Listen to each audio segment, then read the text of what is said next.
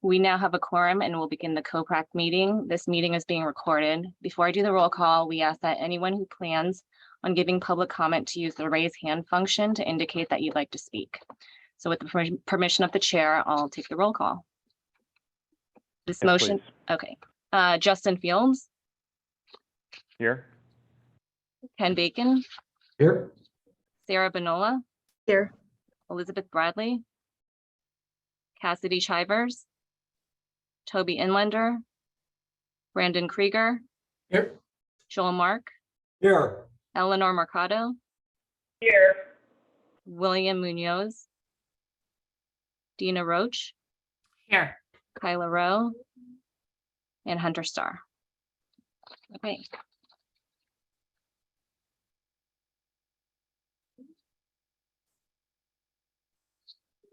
All right. So Mimi, next, do we do the approval of the minutes from the last meeting or administrative report? Staff. I think we start with the administrative public comment first, if there is anyone here to give public comment. It doesn't look like there's anybody who's raised their hand for public comment, so we can move on to the announcements and staff report.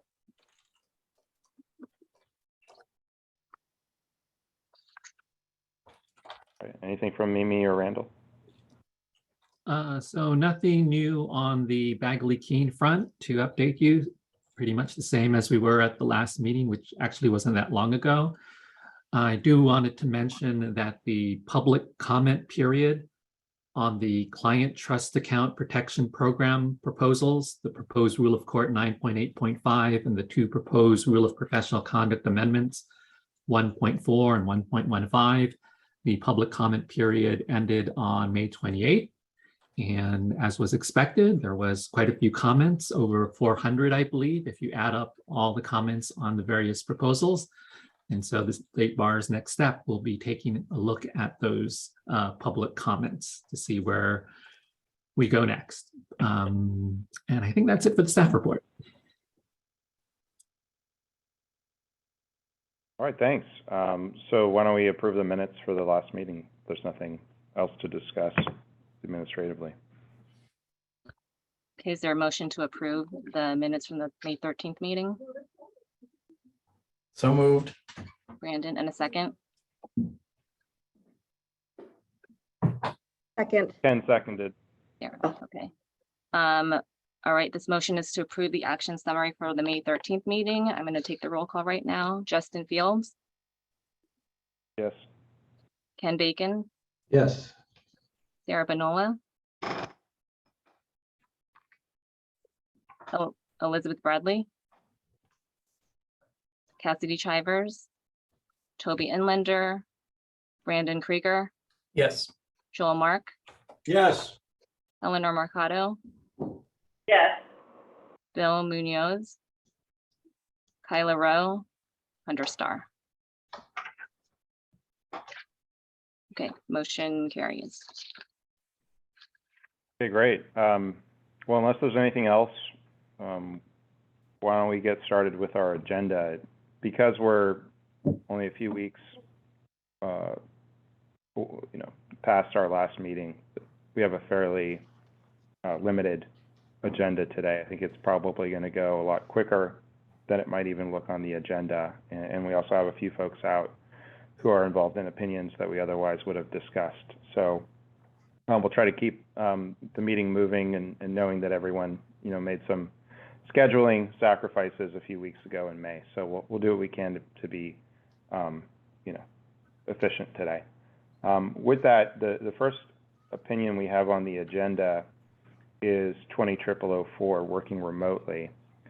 And my understanding is that we are very close to potentially voting this out. There were one, maybe two items that I think maybe Sarah can walk us through for discussion to help finalize this opinion. And I don't want to steal Sarah's thunder if you want to walk us through the issues to discuss, and then we can hopefully reach a consensus and then see if we're prepared to vote on this. Yes, and at our last meeting, I had summarized the public comments we received and circulated a memo of those public comments. And the one change that we discussed making at the last meeting in response to the public comments was to clarify why COPRAC does not opine on the issue of the unauthorized practice of law. And we discussed at the last meeting, adding a footnote to explain that, because a lot of the public comments seemed very concerned both in the first and second rounds about the fact that COPRAC is not opining on this issue and didn't seem to understand why we weren't. And so we decided at the last meeting to consider adding a footnote. So that footnote has been, you know what, Mimi, did I not? I think I might have not sent you the footnote because I had, Oh. I'm gonna have to You can share that your with you. screen if you want. I can stop sharing if you want to share your screen. Yeah, the problem is I'm on the State Bar's computer, so Ah, let me okay. see if I can quickly. Just email it over. Yeah, I'll open it up and I should be able to send it. I apologize. I thought this was Okay. part of here.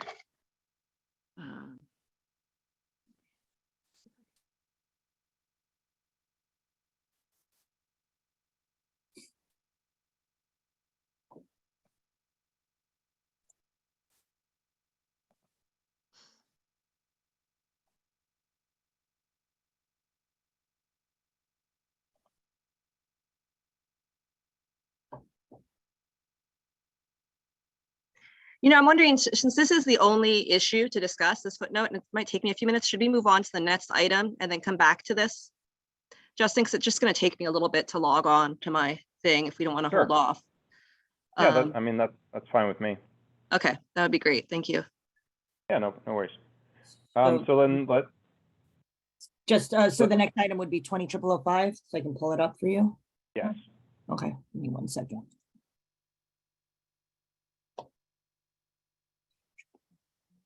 There we go. See it, right?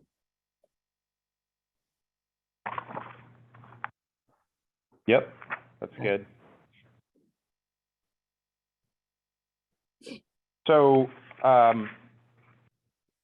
it looks like Brandon and the working group on 20,005 made a number of changes since our last meeting, hopefully with the goal of getting this out for public comment.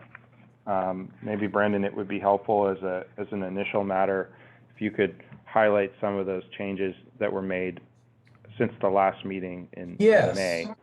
Yes.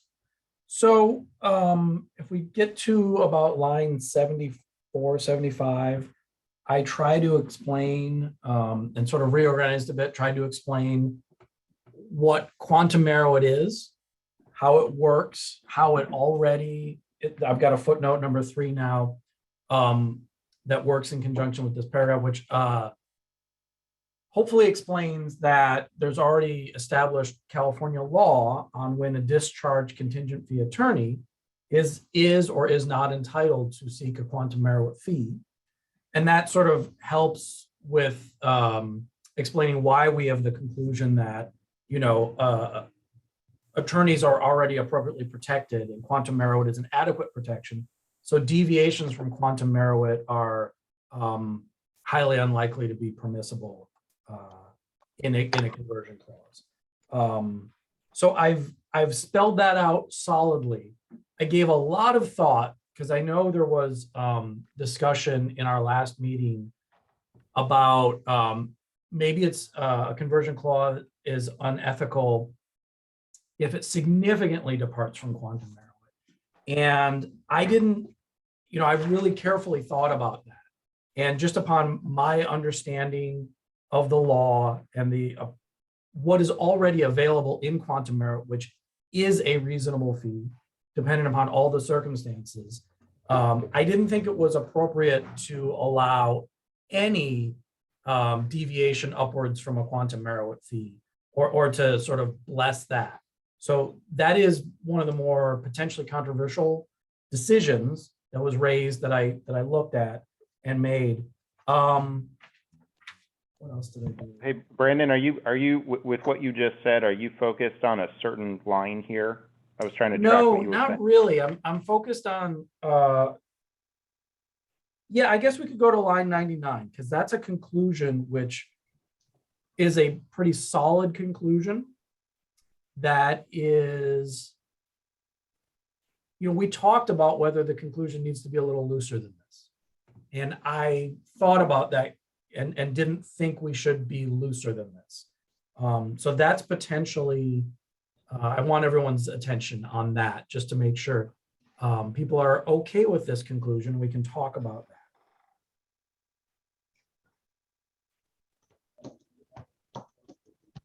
So, one of the suggestions was to say that any conversion clause which purports to entitle a discharge attorney to significantly more than quantum merit is likely to be ethically prohibited. And I thought, I just thought we should go stronger than that based upon my understanding of the law. I mean, it's certainly not wrong. It would absolutely be, if it's significantly upward from quantum merit, it's prohibited. But I thought we could go a little bolder than that. And unfortunately, just due to timing and people's schedules and stuff, Joel and Ken and I did not get a chance to dig in on this together. So if Joel and Ken have any thoughts on this conclusion, I welcome them as well. I agreed with it, so. Yeah. I think the old fee arbitration folks, the three of us, are much more comfortable with this conclusion, but I'm not sure everybody else on the committee is. So I want to highlight that for people.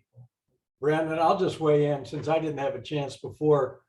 That's the way I felt from the beginning of our work on this, that the quantum merit was pretty settled way of doing it, and the risk that the client would fire the first attorney with or without cause is just one of the risks that the attorney takes on and factors into the contingent fee that they bargained for. And so when that event happens, the law provides the remedy of quantum merit, and attempts to circumvent that, the way the law settles that dispute or issue, I think would be improper in just about any case.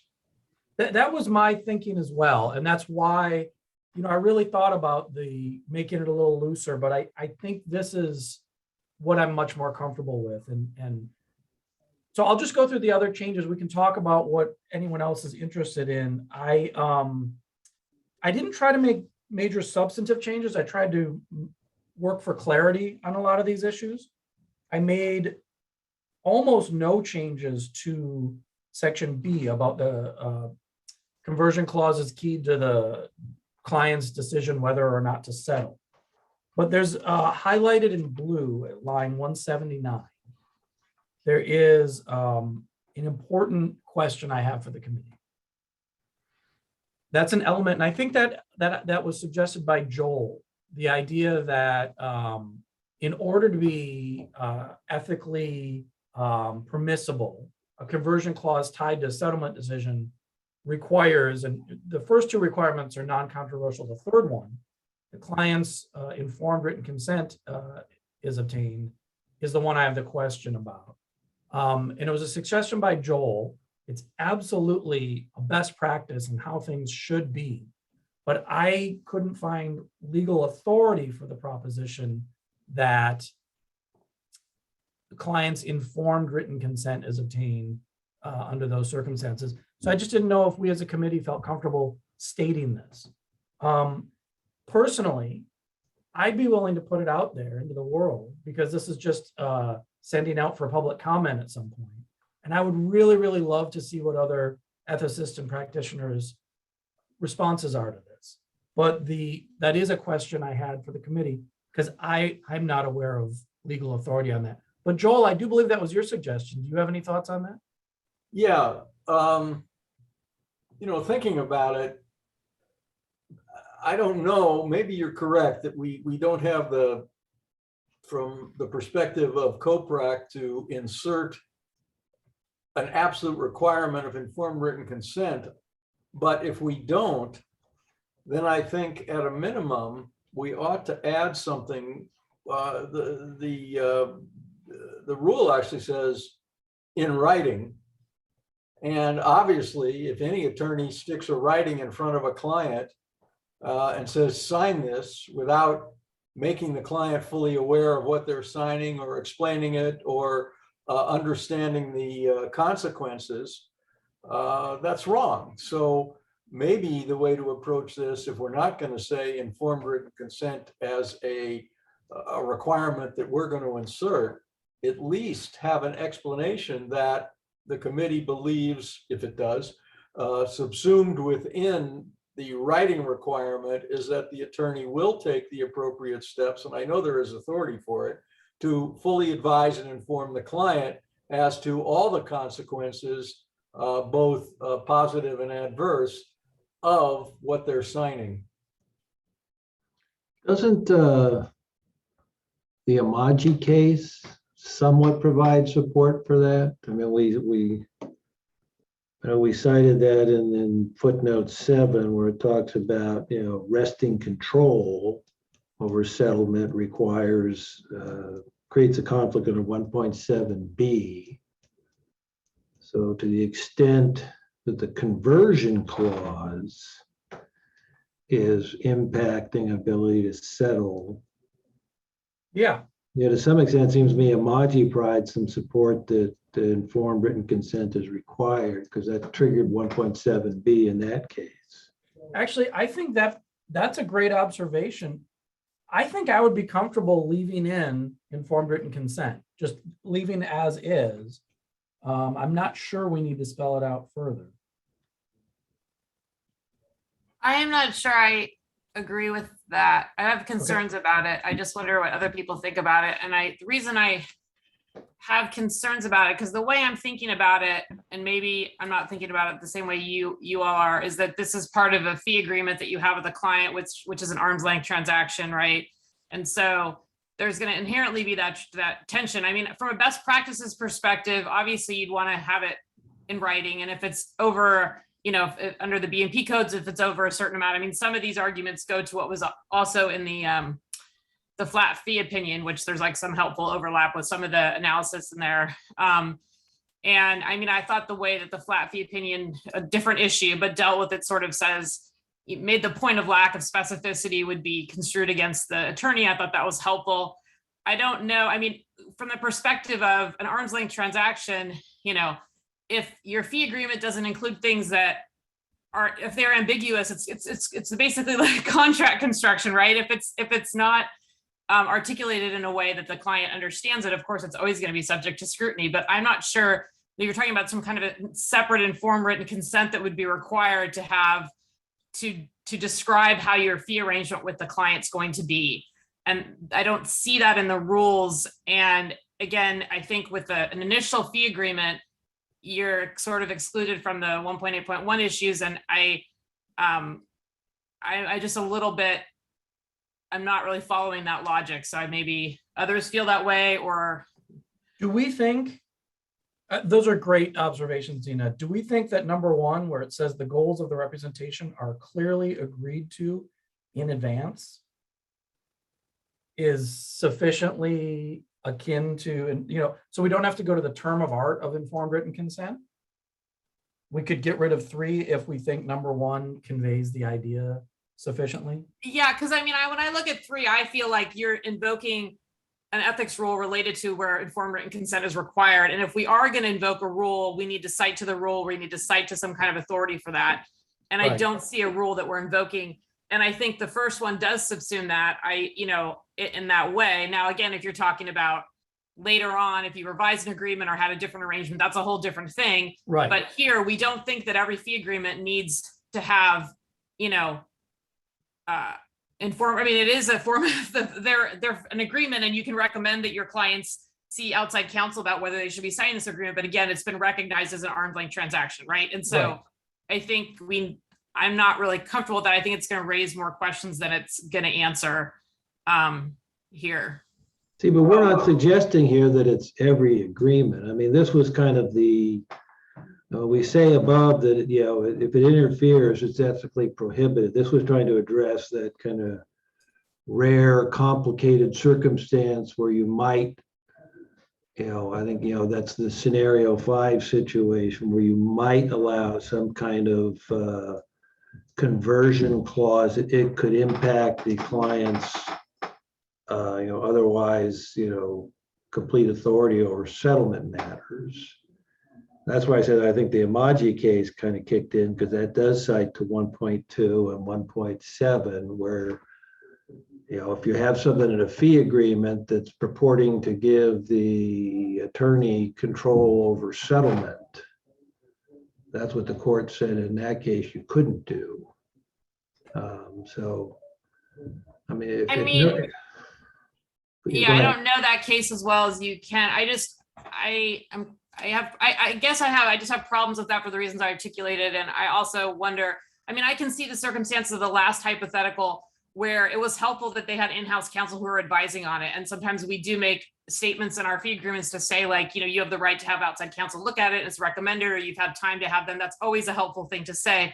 But this is a form, if it is in the fee agreement, which I think these hypotheticals are all about, then I mean, or where you're talking about a separate writing where you're giving consent to enter into the fee agreement, it just doesn't really track with me in that way, because they are, you know, I don't know. I wonder if it doesn't have to be separate, but personally, I have to say, I'm shocked that you would say you're not as familiar with the Amaji case as I am, because we covered that at the ethics symposium. So I know, but I don't know, like, the back of my hand. Deep knowledge of that case. So Check your symposium notes, Dina. I'm sure. I know.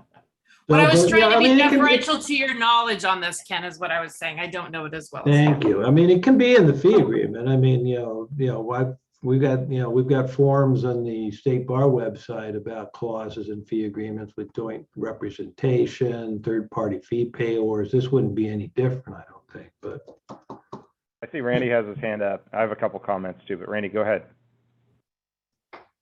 Thank you, Justin. So I think Dean is right. With the audience who reviews these opinions when they go up for public comment, if you use the phrase clients informed written consent, they will be looking for the authority on which the committee is relying. And maybe it's something of a penumbra approach, but Rule 1.5, one of the factors for determining the conscionability of a fee is B13, and it does provide whether the client gave informed consent to the fee. So you can get informed consent from 1.5 B13, even in an arm's length situation when you're forming the agreement. It is a factor to consider, the client's informed consent. And then, as it was mentioned earlier, if you want to bring in the writing aspect, contingency fee agreement does fall under the writing requirement of the State Bar Act. And so, again, maybe it's something of a penumbra approach, but if you really wanted to get there, I think you can put together authorities that suggest clients informed consent in the writing, the written fee agreement, would be at least the best practice, if not possibly a requirement to avoid unconscionability. Yeah, those are good thoughts, Randy. Joel, I see your hand is up. Yeah, thanks. The pushback we've gotten historically over right to independent counsel and informed written consent is in an initial fee agreement is, what are you doing? You're telling me I've got to send my case and my client to another lawyer who's going to steal it. So don't make me do that. And I think if we could articulate that authority, which Randy just laid out, or either using that phrase informed written consent, because we don't say you've got to go send it to independent counsel, at least, as I think I said before, explain to the client and prospective client in words or phrases or concepts that are readily understandable or reasonably understandable, the pluses and minuses of this agreement. And it's got to be in there. And if we're reluctant to say informed written consent or can't find the authority for it, then at the very least, we've got to add a paragraph to remind everybody that that obligation exists in any fee agreement, whether it's an arm's length one or arises after the formation of the attorney-client relationship. If we Yeah, take thank you. out, to follow up on what Randy and Joel said, I mean, if we take, I don't really have a problem with it, but if we take out the written part, because 1.5B13, we're talking about informed consent. And that's informed consent and informed written consent are separately defined under 1.0.1. So informed consent, gets to the heart of what we're talking about here, advising the client, both the relevant circumstances, the risks. The only difference under the rules, 1.01E1 on, just says that the disclosures have to be in writing. Neither one of those as defined necessarily requires independent counsel as they're defined under 1.0.1E and E1. So whether it's written or not, I don't know that it really triggers that as the rules are defined, but if it's the big issue, we could take out written, and I'm very comfortable with informed consent being obtained. Or we could say provided. Oh, no, I guess it would have to be obtained, yeah. So these are all really good thoughts. Let me just back up. I won't repeat what Dina said. I agreed with her concerns, and just kind of from a big picture perspective, having been part of these meetings for almost 5 years now, this issue of the language in draft opinions about disclosure, written disclosure, informed consent, informed written consent. We've had this similar back and forth before. And the conclusion that we typically reach is similar to where Randy was going, which is that we try to tie it to some specific rule. And I think that, to Brandon's point, let's put something out there that we're comfortable with for public comment. I think it will be even more helpful for public commenters if we were to provide, whether it's the Amaji case or a specific rule citation to whatever diction we end up using for this sub-point 3, assuming we keep it. And so if we're going to have, whether it's informed consent or some language like this, I think even if it's, in a footnote right next to that language, some kind of citation to authority so that the public commenters can weigh in whether we are going too far afield of that authority or not will be very helpful.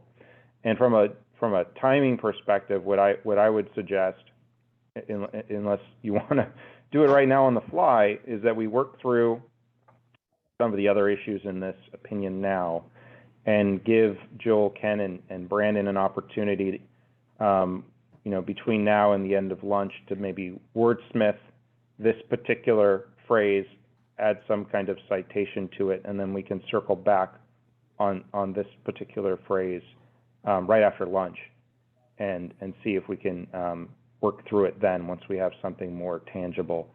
But in the meantime, why don't we work through some of the other aspects of the opinion that may not require that level of editing? Does that approach work for folks? Sure. Okay. Yep. All right. Brandon, were there any, before we start kind of opening the floor, were there any other revisions to this opinion that you wanted to highlight? Only that there was a comment in the last meeting that I had sort of misdescribed the import of the case at 217, matter of Scappa and Brown.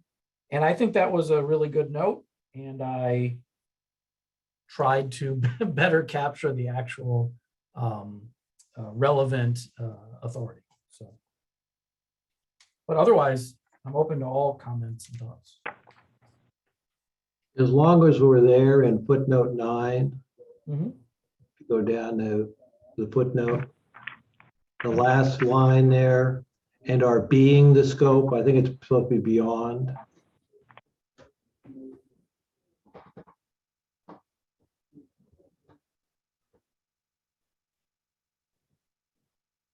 Yes, thank you. Also, it's just kind of unusual to write, to be clear, colon. Yeah, okay. Maybe we could just start with this opinion. Yeah, we could probably delete all my sentences that start that way, Okay, and hopefully they're just clear. yes, hopefully. Those are one of my favorites, but I've been told it might be uncivil, so.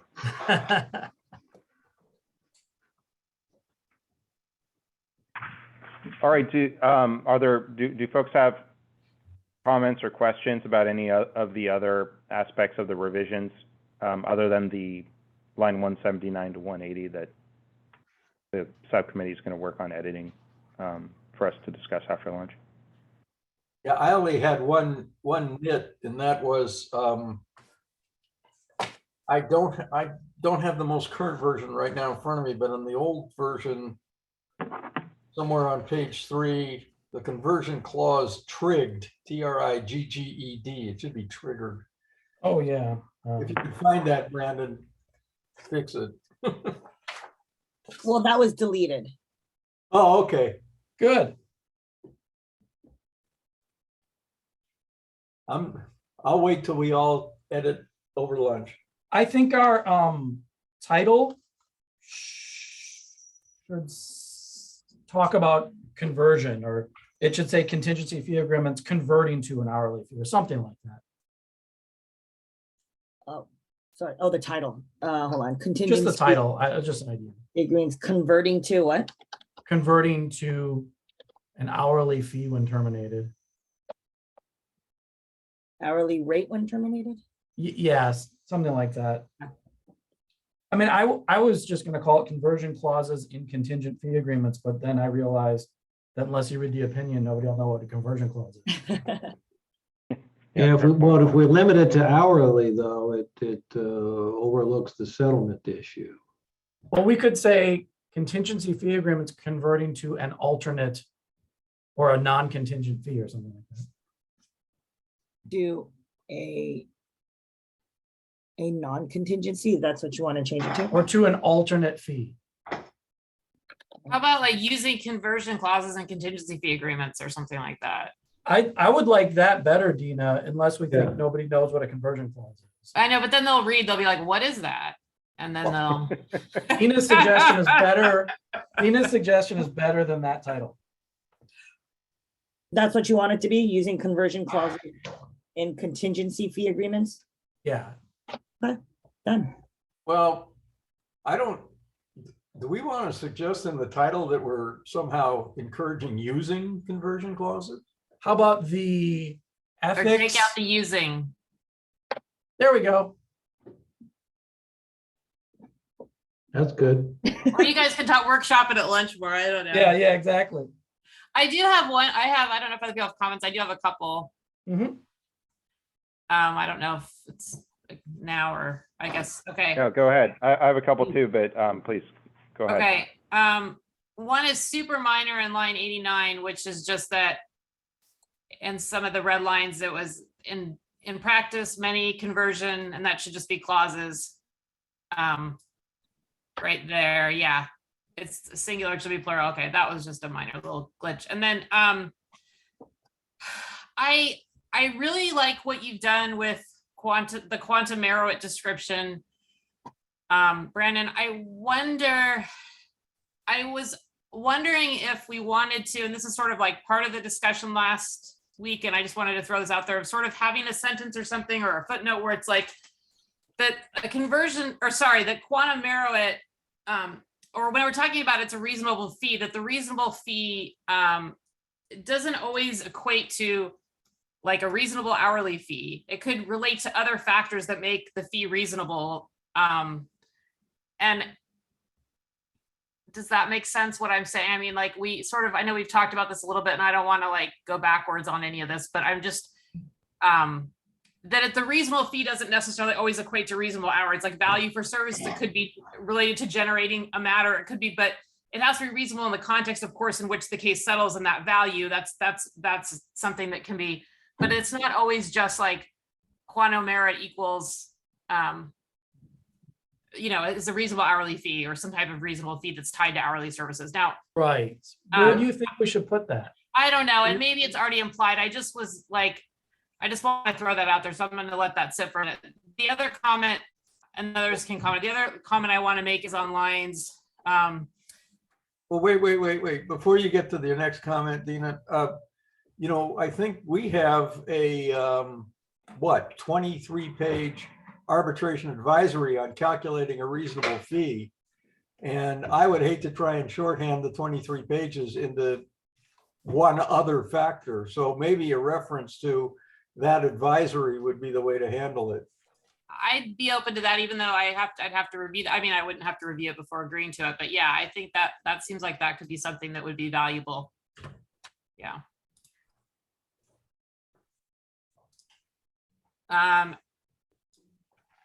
Yeah, you're right, because it's not a simple thing about what I get that. I think that makes a lot of sense if other people agree with that. The other lines on line 125 to 128, and it's new language. I'm not sure that I agree with that, and I don't know that we need it in there. I feel like it might be a little bit overreaching. And I'm looking at my notes. I'm trying to think about why I would say that I didn't agree with it. Well, it's absolute. There's no Yes. exception. It's a strong statement. And it doesn't really tie into the whole idea of quantum merit, what value you would be able to get. And I don't know that we need it in the opinion, that those sentences. I don't think taking out that really takes away from any of the real analysis that we have. Well, it's interesting because my thinking on it was that I've seen circumstances where there's a conversion clause that entitles the attorney to an hourly fee regardless of whether the attorney or client severs the relationship. And I think I've seen circumstances where it was my view that it became clear that the contingent case was a loser. So the attorney bailed and demanded an hourly fee. So what I don't like is this idea that you're presenting a contingent fee agreement, but your entitlement to a fee is actually not contingent. Yeah, I mean, I guess I was thinking again, it goes to like the scenario 5 in which I'm not sure this is how I would draft an agreement, but if there was like a high risk proposition in a contingency matter or something like that, and somebody agreed to take it on, but would be compensated for at least some part of it in some way, like work that they did to a minimum amount. Maybe it was like potentially a $10 million case, but it may be a loser too. That maybe you get $10,000 if it doesn't convert, for work that you put in on a bare minimum to try to like do something to it. I feel like there could be circumstances in which it would be reasonable. Again, depending on sophistication, depending on the amount of issue, depending on like known risks, like you guys articulated very well, and like what the considerations for when it would be, permissible. And so I just feel like this doesn't take into account any sort of nuance. And I'm not sure that the other points that it raises aren't addressed elsewhere, because I feel like they are. So I'm a little uncomfortable with the absolute nature of that. Dina, you're correct. All the considerations that led me to sort of this absolute conclusion are elsewhere in the opinion. And if you're not comfortable with that sort of unyielding conclusion, the opinion is already raising these issues for consideration. So I prefer to have it in, but I fully respect if we want to take it out. There's still value. We've still addressed those issues to be considered. Yeah, what others have to say too, because we could always again, we can leave certain things in and see what the public comment says about it too, if that's what people decide. I just wanted to raise it. Sure. Yeah, Dina, it sounds like what you're talking about is a hybrid fee agreement. That's what I was thinking too. I'll get paid a reduced hourly rate plus the bump. Right. Which leads me to my, you're right, Joel. You're right. I'm referring to that. And it leads me to my other point, which I didn't raise, which I thought about, which is like, I wondered if we needed, again, not to put too many footnotes, something to say we're not talking about hybrid agreements. Because that was a thing too, when we think about these things, there is a sense, you guys have done a good job of describing the conversion clause, but I think there's a potential for people to become confused with hybrid arrangements that do invoke different situations. And that's, you're right, Joel, what I am describing is more of a hybrid agreement. And I wonder then, anyway, that's a good observation, and which led me to another thought I had while reviewing, which is like, should we try to distinguish between hybrid arrangements? Because there's lots of hybrid arrangements that involve these types of things that would be permissible that deal with different considerations. Yeah, I'm with Brandon. I mean, and I agree with, I had the same thought. You were talking more like a hybrid agreement, but I mean, the whole idea behind the contingent fee and what the liens and the rates and things that go with that is the risk. And if you eliminate the risk and say that, I'll still get a fee even if the contingency never occurs. And that's problematic from a client standpoint, because I mean, in most cases, clients who want a contingent fee agreement, they don't have the money. So in the absence of a recovery, there's no source for them really to realistically pay the attorney without, incurring substantial debt or whatever. So, I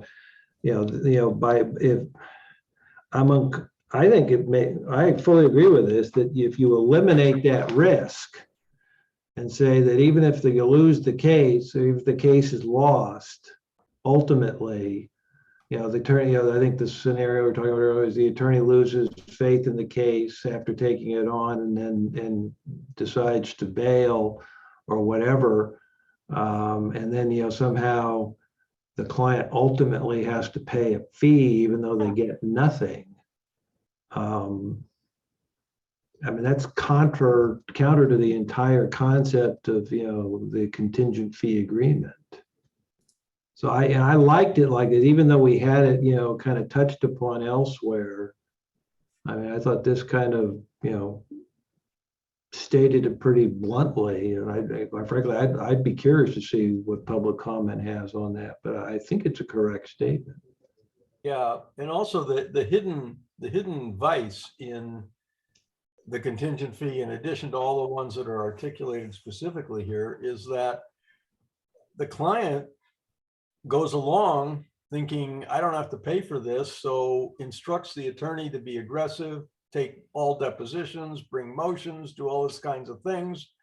And then when the lawyer sees that it's going south, says, okay, I'm out of here. But by the way, all that cost you $200,000. And that's what makes it really, I think, absolutely unconscionable to the client, because the mindset hasn't been tested as you're going along. Only you get at the end of it this huge bill. And that's what I think makes it absolutely unconscionable. I Well- agree with that. And I also think it would be really helpful to see public comment on this. There's just so many different types of agreements and different languages, and I've got an agreement at issue right now that there's like 5 different paragraphs, subparagraphs on the contingency. And there is a contingency, but there's also a minimum floor of hours. And I mean, not all of these fee agreements are so straightforward and easy to apply one way or the other. I just think it would be really helpful to have the input on public comment to kind of get a broader base of viewpoints. Well, if we're looking for public comment, I think this paragraph is going to create the most squeals from the audience. And I think we ought to leave it in. Well, but we don't want to put something out for public comment that we're not as a committee convinced of. And, I honestly, I'm not convinced of this conclusion in the 1 or 2 sentences in which it's characterized. To me, it doesn't flow from the analysis. It's too absolute. And while I hear the scenarios that are being expressed that typically involve non-sophisticated plaintiffs who cannot afford to pay a lawyer on an hourly rate, as we've discussed, there are always exceptions to the rule. And what concerned me is that we're not, we're not having in mind some kind of scenario 5 type of situation where you have that exception to the rule. And so, as I was thinking through this line 127 to 130, 2 thoughts came to mind. One was the just cut it, and the other one was to try to parallel the language that we have starting in the red line at line 99, where we pretty strongly say, you know, as a general rule, this is likely to be ethically impermissible, or the circumstances where such and such could be permissible are rare. And that to me seemed like a parallel structure that we could use to convey the point that we're making currently at line 125 without being as, you know, literally absolutist as we are in line 127. And if we are going to take an absolute approach here, there needs to be more meat on the bones, or it needs to be restructured in a way where, you know, A plus B plus C leads to this conclusion. Because for me, it doesn't. So that's my feedback on this particular conclusion. Yeah, Justin, on that, you know, I mean, I think it's mixing 2 different issues. I mean, the scenario 5 situation, you know, is dealing with the ability to settle a conversion clause, because in that case, there wasn't a termination. It was, you know, a offensive and defensive contingent fee situation where, you know, the client, for settlement reasons, wants to go this way instead of that way. And, you know, that was kind of the weird situation dealing with, you know, the ability to make decisions about settlement. I mean, you know, I'm not aware of any authority that, you know, if you a contingent fee case, if the contingency doesn't happen, the lawyer somehow is entitled to a fee. I mean, I think we'd address that elsewhere. That's generally what the law is. I could be wrong. Well, that's my concern, I thought we had that.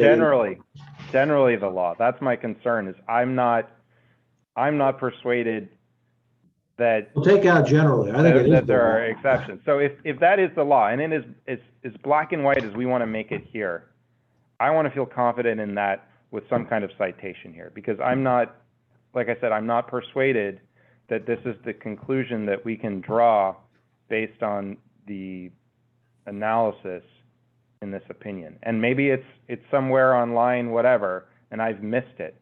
But looking just at this line in the abstract, after reading a very, you know, complex and interesting opinion, I don't feel confident in that conclusion in the absolute terms in which it is described. And so I'm happy to be persuaded. You know, that's fine. I have an open mind. But what I'm saying, as phrased, as written, I'm not persuaded yet.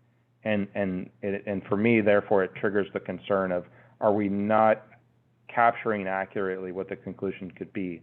Because there could be an exception, or the law is not such that it is actually this absolute, or the law is not black and white, in which case that would also reinforce the need to caveat the conclusion in some manner to reflect the fact that there could be exceptional circumstances that would undermine the absolutist rule that we have here.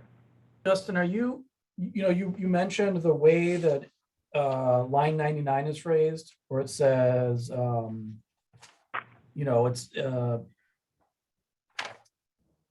and I get that's quantum merit, and it's sort of, you know. No, that's fine. I'm just wondering. Conceptually or substantively, these are different points, but structurally is what I'm focused on. Well, and I'm just want to make clear. So if we said what we say at 125 and say that under these circumstances, it's likely to be ethically prohibited.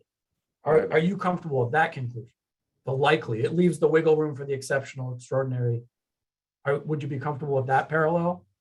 I'm more comfortable with that, because I'm not yet satisfied that there couldn't be an exceptional circumstance, given all the conversations we've had about these issues. So yes, I am more comfortable with that.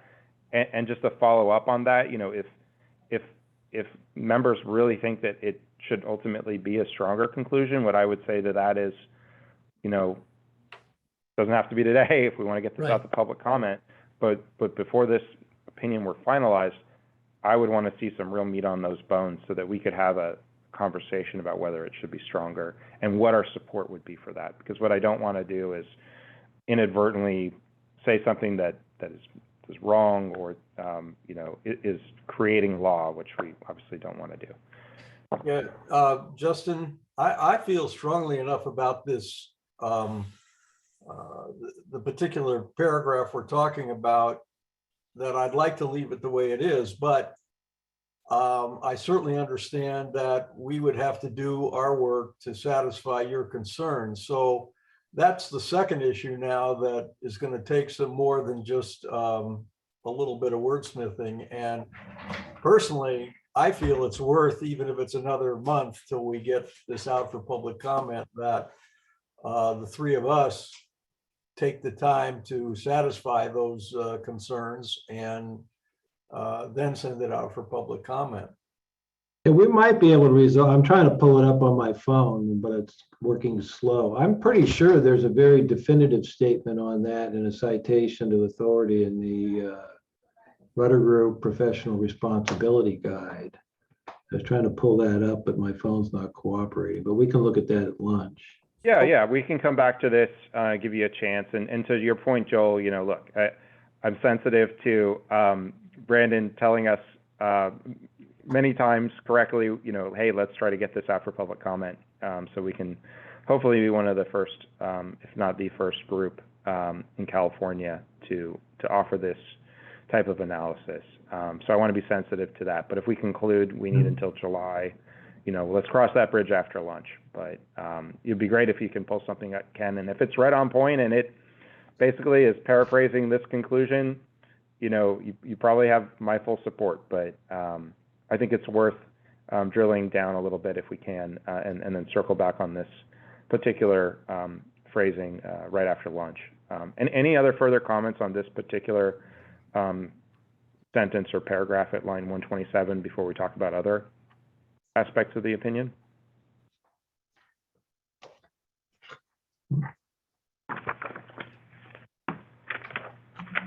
Okay, and I had a few sort of nits, and I'll email Brandon, Joel, and Ken. I'll just email those to you at lunch, so they, and Mimi, so they can be built in. They should be non-controversial.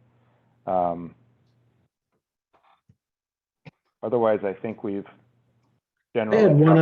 I had one other question, and I missed it from the prior drafts. On line 27, where is it? That parenthetical reference, the primary contingent fee.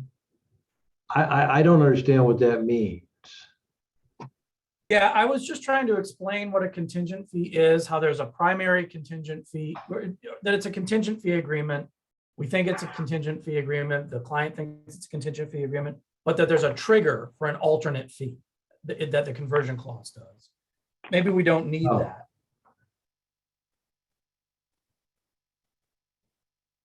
Okay, oh, I see what We can you're get rid of saying. we So can the get rid of the primary words. fee is the contingent fee versus an alternate fee, or I was just Yeah, and confused by if what that language primary. is, Yeah, if that language is confusing, we can I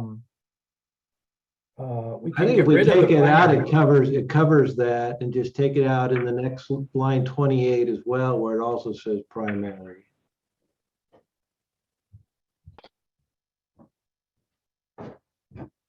Yeah, I don't have a problem with that.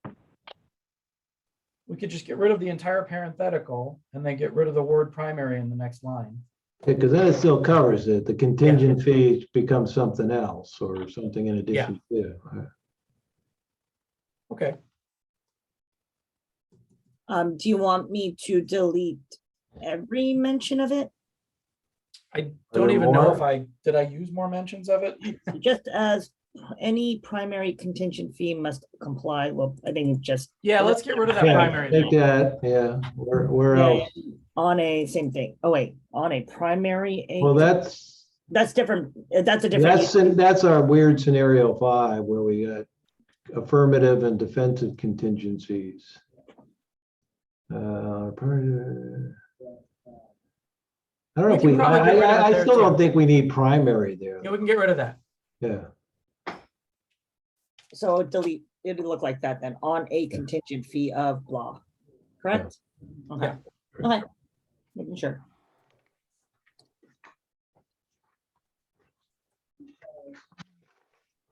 One thing I wanted to flag is the phrase at line 104 about legal disentitlement. When I first read that phrase, you know, I had to think, well, what is that referring to? And then I went to the footnote 3, and then it told me that this opinion is not talking about legal disentitlement. But then it made me wonder, well, what are those circumstances? And so I'm wondering if in just the footnote 3, we could just give an example so that the reader is not left wondering what does legal disentitlement mean. And if this is talking about something like, you know, some kind of egregious conflict of interest or something like that, if that's what that's referring to, well, I want to confirm that for my own benefit. But if there's some kind of example we can give so that the reader can tie that phrase legal disentitlement to a concrete example, I think that would be helpful to put in footnote 3.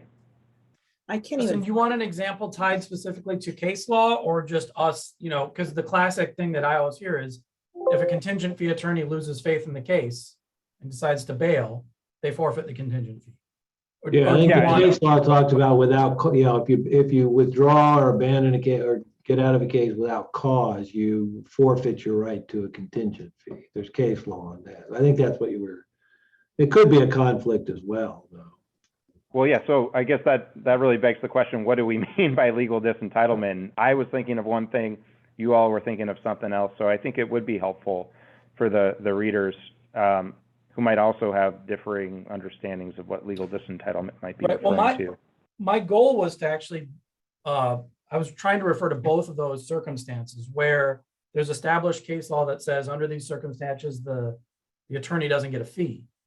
You can't get around that in your fee agreement by saying, you know, and even if I'm determined to have a conflict, or even if I decide I don't like your case anymore and I bail, I still get my fee. But I guess it's not clear. Yeah, so maybe like at the end of footnote 3, before you get to see generally, you could put a such as clause or e.g. or something like that, and then just give a couple examples of what would constitute, you know, sort of these classic Right. cases of legal disentitlement. And then I think that'll satisfy any reader who's like, well, what does that mean? It's right good. there in the footnote.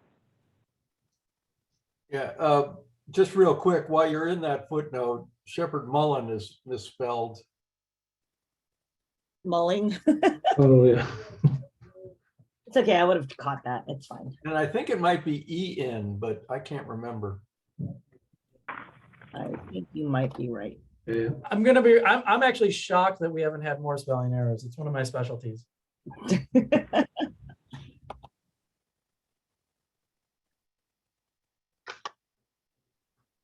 We're actually doing pretty well on time, and I'm having some technical issues. So if you wouldn't mind indulging me for a minute, and I can just give you my nits.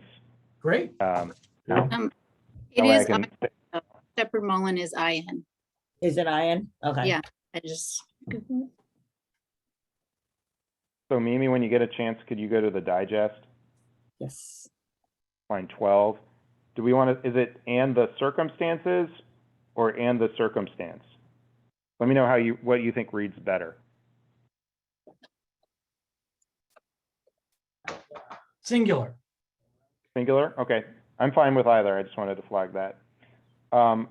Line 33. Oh, no, It should I'm be- sorry. No, I was wrong. It has to be plural because it doesn't agree with Okay. the R rate. You're right. All right, so line 12, let's change it to circumstances, Mimi, if we could go back up. In line 33, I think we want to say conversion clauses.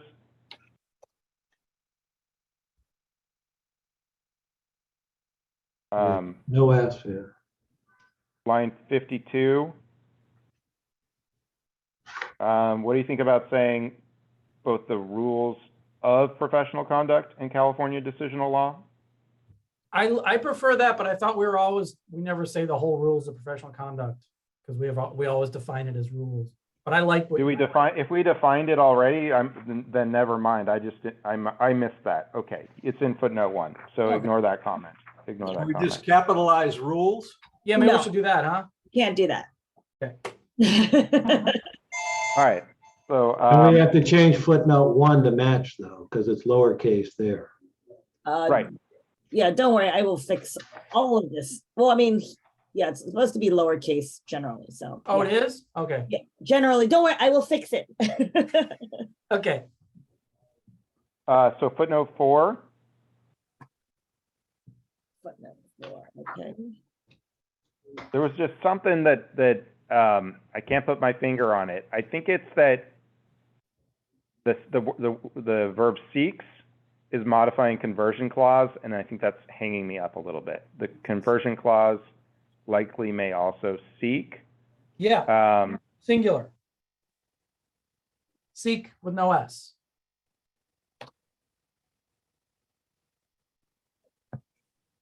That's a bad sentence. Thank you for catching that.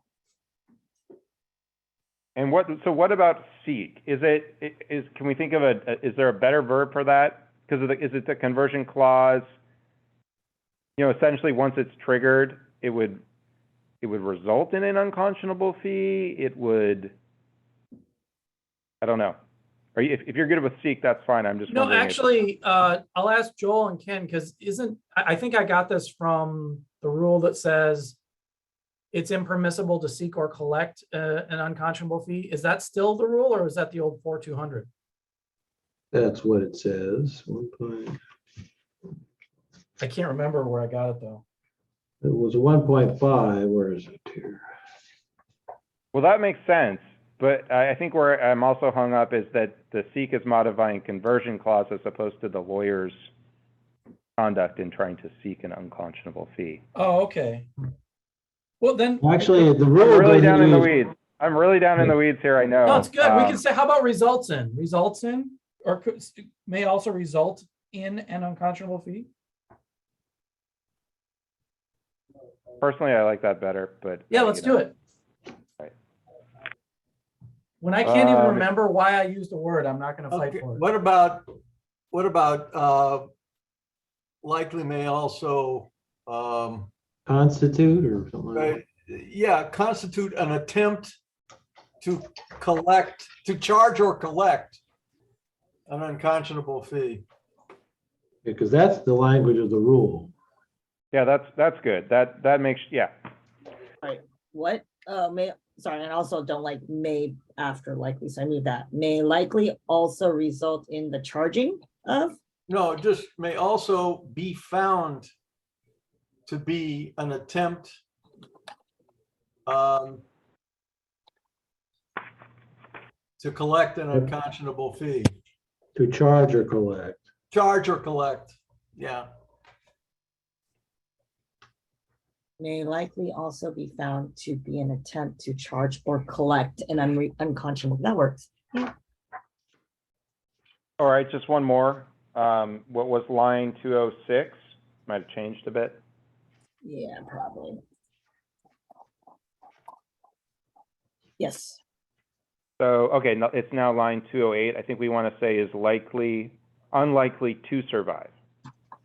is unlikely to survive, okay? All right, those are my nits. I'm done. Thank you.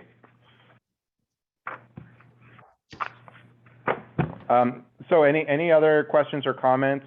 As long as we're wordsmithing, I had a bit of a nit too. On line 81, Mm-hmm, where is that? okay. The committee is skeptical. Skeptical didn't strike me as the right word. I'm not sure. Dubious, rejects, I don't know. Receiver of the committee is skeptical of the claim need for, I don't know, I'd probably have to run a thesaurus on that or something, see what else.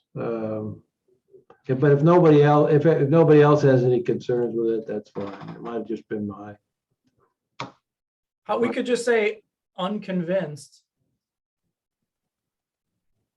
convinced. I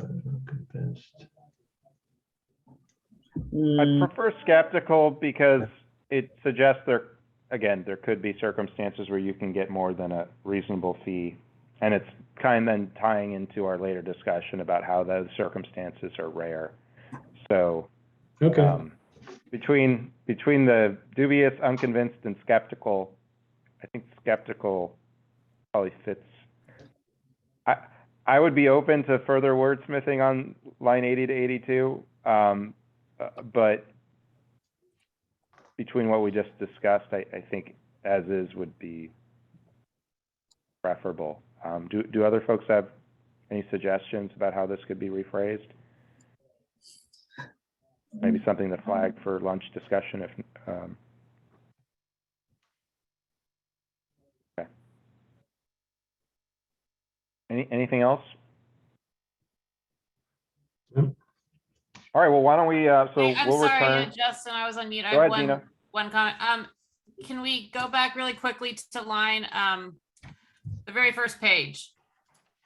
Okay. At the end of the first paragraph, line, well, I don't know what it is, it's line 32, not anymore. I was wondering what you would think of,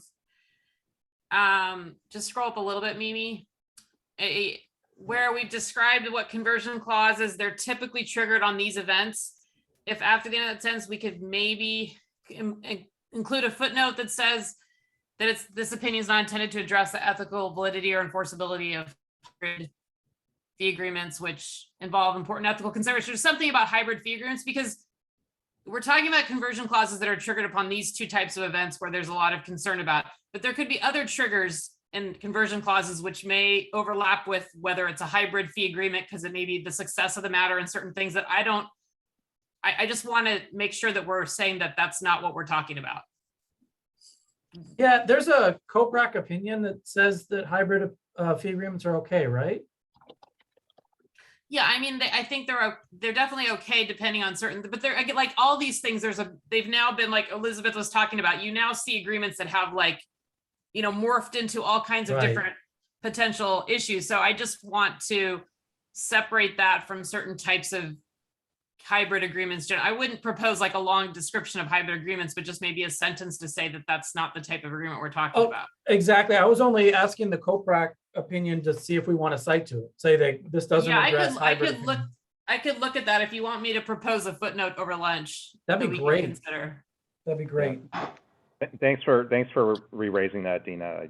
I'm sorry, I skipped over that inadvertently. That's a really important point that you made.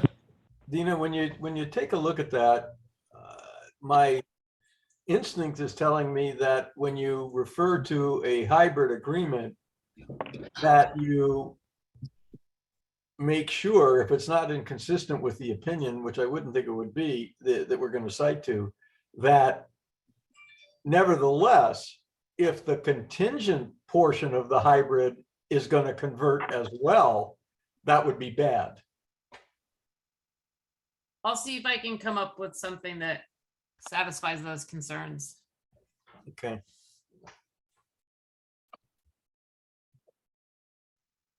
All right. Why don't we turn back then to 200004, working remotely. And I Sure. don't know if, go ahead. And I just wanted to clarify, I apologize. I was a little running late this morning because of an urgent client matter. So when I was looking at the opinion online, Mimi, I had sent you the latest version as part of the agenda.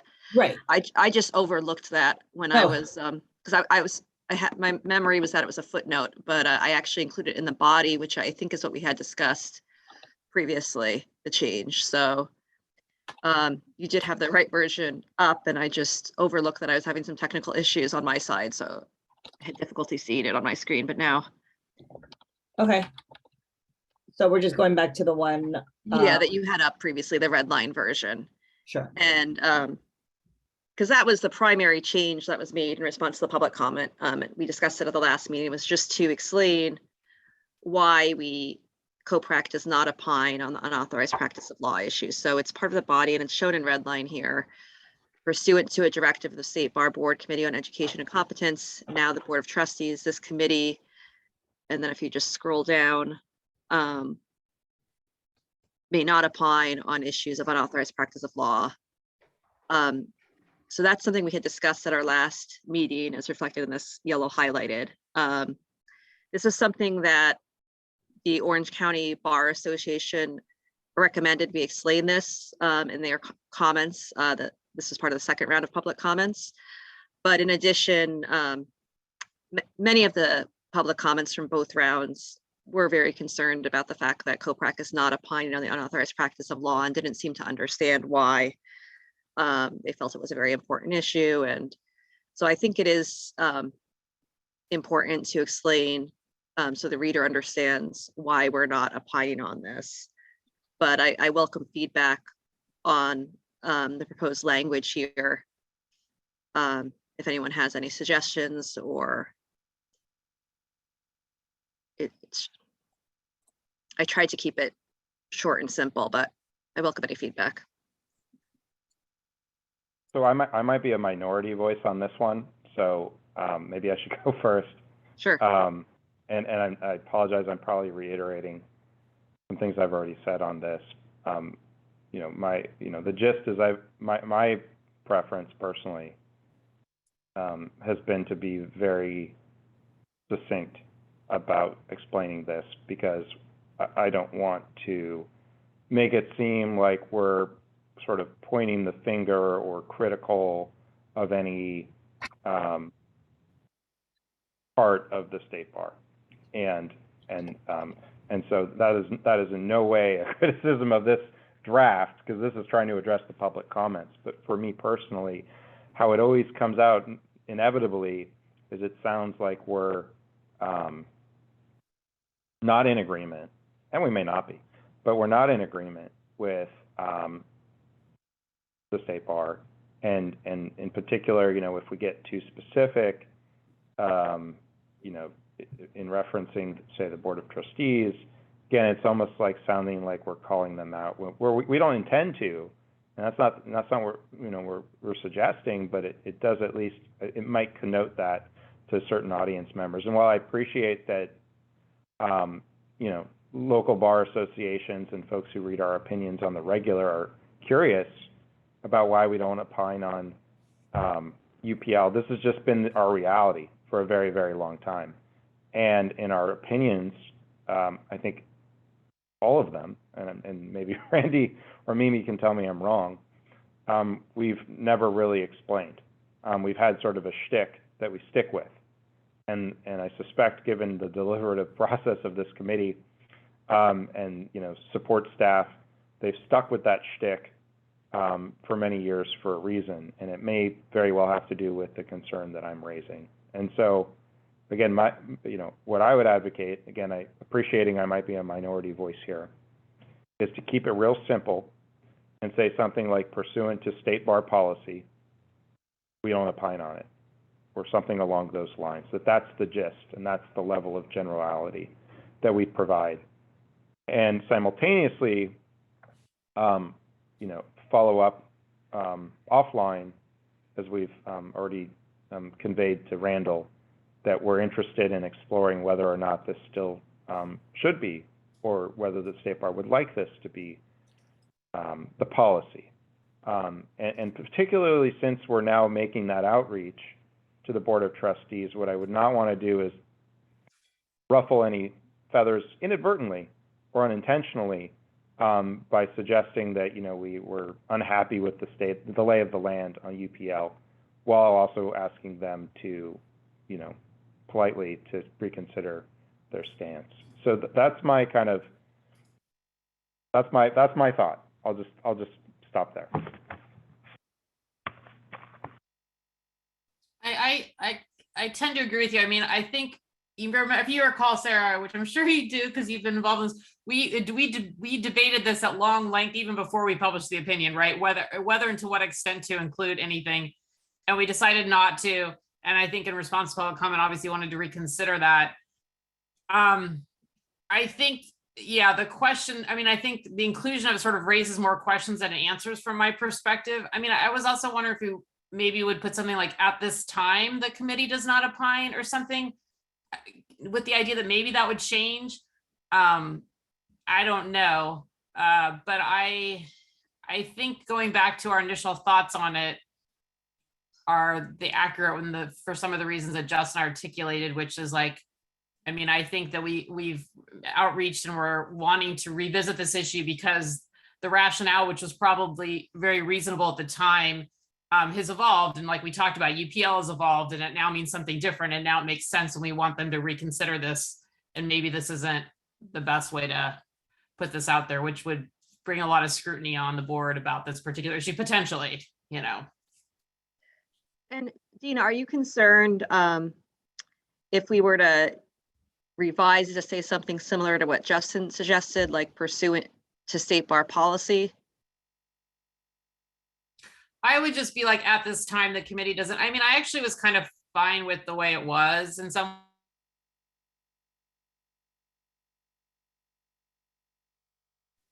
Did Dina freeze? Yeah, I couldn't hear, yeah, Dina, I can't hear you. To let people know the reason we're not doing it is because we can't, you know, I don't know that we need to, I don't know. Because I do think that this, I think this questions that it answers, in my opinion, but Yeah, just to refine my point, I agree, Dina, I actually prefer at this time the committee doesn't opine. My proposed language about pursuant to state bar policy was that, you know, thinking I might be the minority voice here if we were going to try to give an explanation that was tied to the state bar, I would prefer it to be as general as state bar and not specifically identify the Board of Trustees, so that it feels less like we're calling any particular department out. But again, I prefer what you just said, Dina, which is not to call out anyone or anything, and just say at this time the committee doesn't opine, et cetera.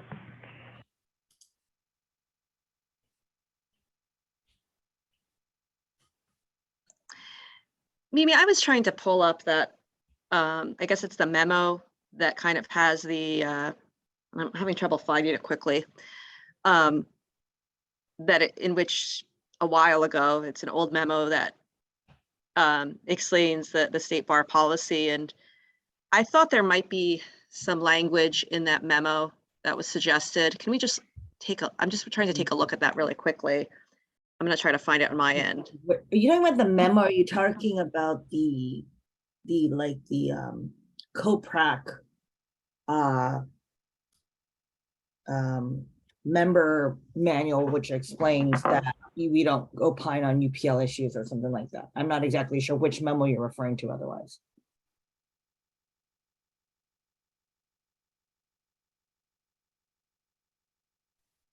It was the memo when the policy was first, I guess, in response to a COPRAC request that they opine on the unauthorized practice of law issue. It was a response to that COPRAC memo. And this was from, I forget what year at the moment, but I might have it handy in my email. It's just going to take me 1 minute to pull. Let me see what I can find.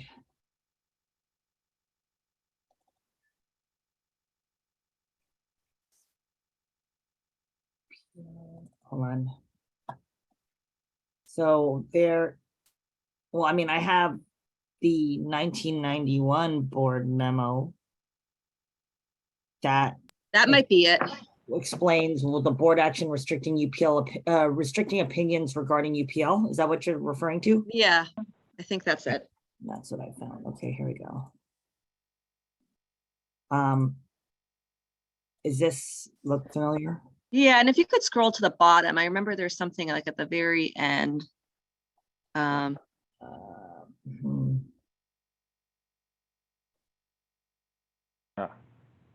Is that suggested language that we could use?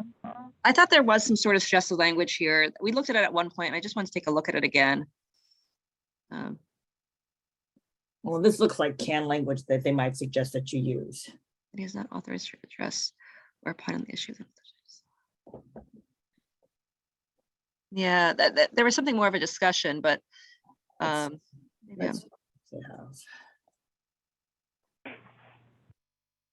oh, here it is. However, when the issue of the unauthorized practice law arises in ethics opinion, COPRAC may note that the issue may be present and that is not authorized to opine on it. So that's what I was thinking of. Okay. Thanks for pulling that up. So if you could go back to the opinion. Yes. I was just thinking if we could somehow to make sure we're consistent with that memo. Yeah, I think that's a really important consideration, Sarah. Well, there is, and there, I mean, I can search, there is one sentence, I think it's one or two sentences that is like pretty consistently used across the board anytime UPL comes up. And it's pretty much a canned language that we've recycled over and over again, because I think that's what we were told to do. I could just drop that in here if that's what you guys want to do. Well, yeah, I liked the language is not authorized, because to me that's clearer than saying, and that was in the memo itself, which we just looked at. To me, not authorized is a little clearer than saying may not. To me, it's clearer to the reader that we're not authorized to do so. So I think that's clear. And since it was part of the initial memo that started this policy, I think it might be better to use that language. If we're going to take out, it sounds like we want to take out this, at least according, Justin and Dina are proposing to take out the pursuant to the directive of the state bar. And either we'd say pursuant to state bar policy or not say anything at all and just say this committee may not opine. I'd prefer to say the committee is not authorized to opine and may not opine.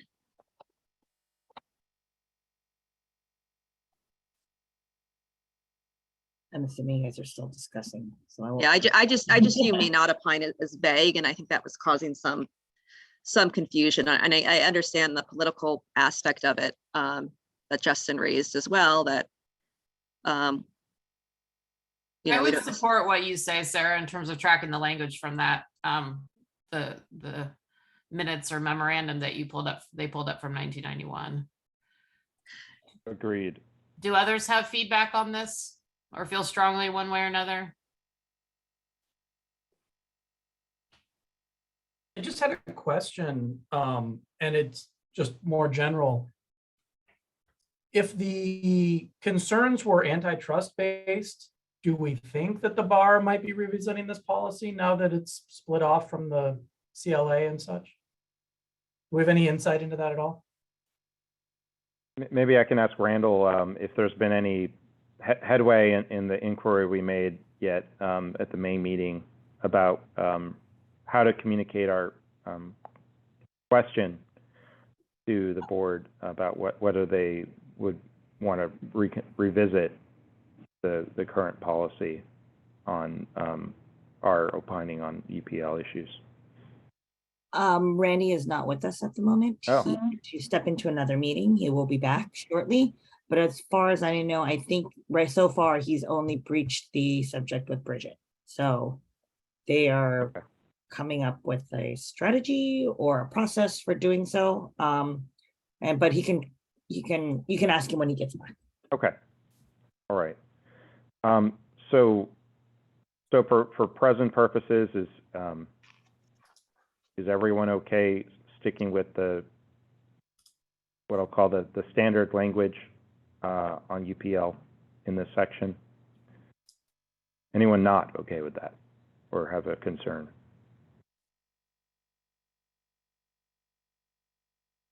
Okay. Sarah, are there any other issues that you wanted to raise about the opinion? Yeah, I was going to point out one other change, but before I do so, would it be possible then to just change this to say this committee is not authorized to opine? Committee is not authorized to opine on issues about it. Yeah. Yes. I think that works now. And so the only other, there weren't a lot of public comments in the second round. So that's why there aren't many changes made because the comments are fairly limited. Yes. But the other change, which is pretty minor, but I'll just point it out, is on footnote 9, and this was in response to the Orange County Bar Association comments. They just wanted to provide other examples of remote situations. So I incorporated that feedback here. I think it's not that controversial, but I just wanted to point it out. And the duty we're talking about is the duty of confidentiality if you go up to the body, but just explaining that it's not limited to the working from home type situation. It would apply to any remote type of work situation. And the Orange County Bar Association just suggested we provide examples. So that's what I did in footnote 9. And really there weren't any other substantive changes made in response to the public comments, which we went over at our last meeting. So I'm not gonna go over them again here. So I think that's it. And I believe the next step would be to consider voting this out, but I'll pause and see if anyone else has feedback first.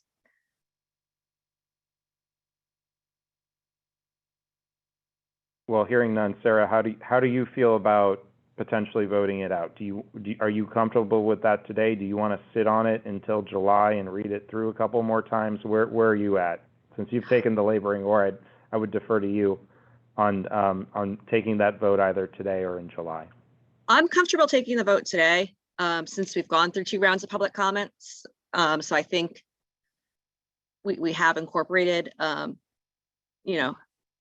all, but most of the significant public comments so far. So I'm comfortable voting it out now. Okay, I am as well. Anyone have thoughts on that? Otherwise, I think we're ready to vote it out. All right. Well, hearing nothing, why don't we have Mimi, a motion to submit this opinion to the Board of Trustees for consideration, or however you would phrase that. So the motion would be to approve the approve the opinion for publication. Can I get a motion? So moved, yes. Brandon, can I get a second? I'll second. Second. Thank you, Ken. Brandon moved, Ken seconded. Motion is to approve for publication. Any further discussion? Okay, hearing none, we'll take the vote. Justin Fields, Yes. Ken Bacon, Yes. Sarah Bonola, Yes.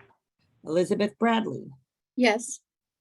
Cassidy Chivers, Toby and Linder, Brandon Krieger, Yes. Joel Mark, Yes. Eleanor Mercado, Yes. Bill Munoz, Kyla Rowe, and Hunter Starr. All right, the motion carries. All right. Thank you, Sarah, for all your work on this. Thanks, Really Sarah. appreciate it. You're welcome. This one was more straightforward, so. But very helpful and important, and particularly nowadays. So it's great to have this hopefully official sooner rather than later for public consumption. So it looks like we have about 15 minutes before lunch. I think that to keep us on track, let's use that time, because I don't think we're going to need more than 10 minutes to talk about the structural question in 20-0001 lawyer's expert witness. We're not going to talk about the substance of that opinion today. We just wanted to talk through with the committee whether or not to rejig the order of that. I can give my, I can detail that, Sarah, since you've been on for a while this morning. But basically, what the concept is, and we touched on this in May, is reorganizing the expert as lawyer witness to be structured like the conversion clause opinion, so that we would have the analysis for each hypothetical follow directly after each respective hypothetical. And the thinking there, I think from what we've learned from the conversion clause analysis, is that it really makes it easier to read and digest complex facts when you have the analysis following that complex set of facts. And for one reason or another, I don't know, maybe it's just me, I find it very hard to follow the hypotheticals in the lawyer's expert witness. It takes a lot of mental gymnastics to follow each one. So as presently structured, when we have all 3 or 4 scenarios coming together consecutively, and then analysis, throwing in some paraphrasing of what are already complex hypotheticals, it's just too much for my poor brain, and probably for others. And so the proposal on the table is to rejig it so that, like the conversion clause, opinion will have the hypothetical and then the analysis, the hypothetical and then the analysis. And what that will also do is shorten the opinion, and shorter, sweeter. We can take out all that paraphrasing where we're trying to remind the reader about what the hypothetical was all about, in a way that I think actually then confuses and dilutes the hypotheticals. And so simplifying, reorganizing like this will hopefully make it an easier read. And so that's the proposal on the table. Wanted to get the committee's thoughts if anyone feels differently about taking a crack at reorganizing this in the manner proposed. I think that's a good idea. I think it'll make it easier to read, so I'm in favor. I like that approach. Yeah, and I remember, Joel, you were the one, I think, who recommended it at our last meeting. And yeah, we went back and thought about it, and I agree that one of the things I was struggling with is why I tried to add the parentheticals, is because I kept on having to go back and forth, and the parentheticals really aren't adequate either to try to succinctly explain what each hypo is addressing. So I fully support the proposal. Okay, great. Well, I think that really is the next major change to move that opinion forward. And so I think that's a good marching order for us. And so I think it'll be a very helpful change for the next iteration that we talk about as a committee. So I think it'll be a little hard to try to cover something in 10 minutes. So what I would suggest, if it works for everyone, is why don't we take a slightly early lunch and come back at 12:45, and hopefully that'll also help us finish a little earlier as well. So if we can come back at 12:45, finish our talk about the 20.0005 and see what folks have come up with over the lunch hour on that, and then that hopefully will keep us on track to finish by 4. All right. That's good. See you all back.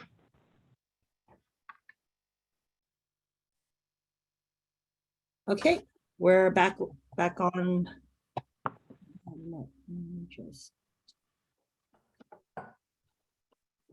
And you can go ahead and tell everybody which item we're working on next. All right. Welcome back, everybody. So we're going to return to 20.0005 and talk about some of the edits that sounds like were made between our last discussion and the end of lunch. Yeah, why don't we start with, I just saw there was footnote 2. Why don't we just start there? And then, since I think that was Dina's edit, and then maybe we can talk about Brandon's and Joel and Ken's edits. So, Okay, don't freak out. I'm gonna just move this all to the next page so you can see the footnote with the sentence together. thank you. So, well, the footnote and sentence-ish together. Okay, it's really hard to make them together, but anyway, so I can just scroll back and forth.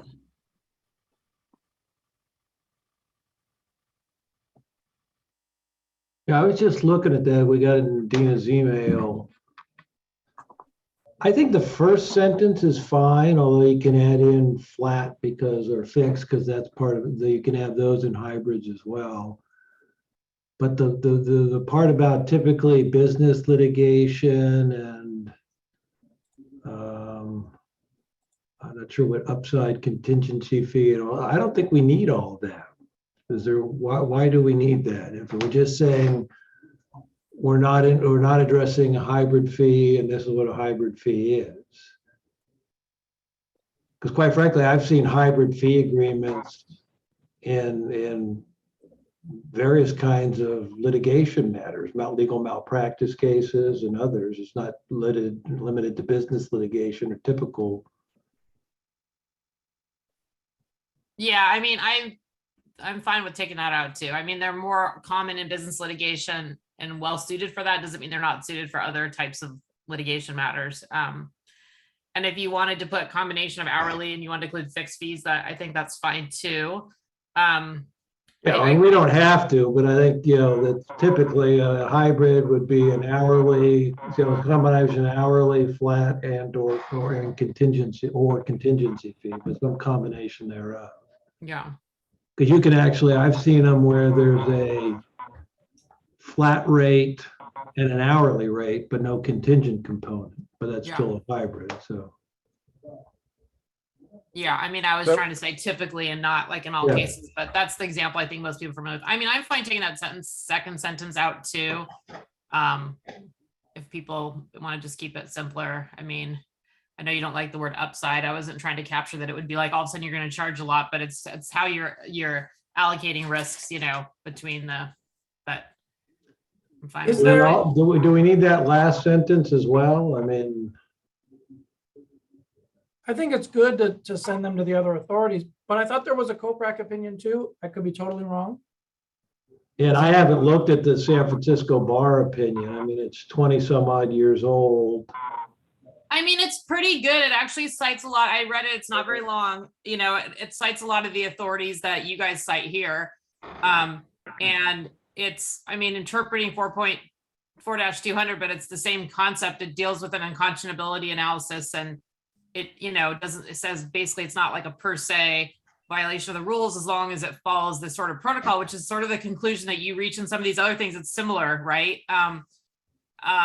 So again, we could not conclude that, but I thought it was helpful because it's sort of valid, is similar to our reasoning in this case, in this opinion. I like it. Good. So it sounds like we're thinking about delete the sentence that starts, the second sentence. And I wasn't clear if there was a suggestion to refine in some way the first sentence. Are you good with the first sentence, or are you talking about adding something about flat fees? I wasn't clear.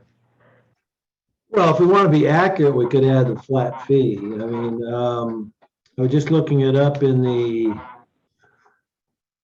Rudder Group guide here.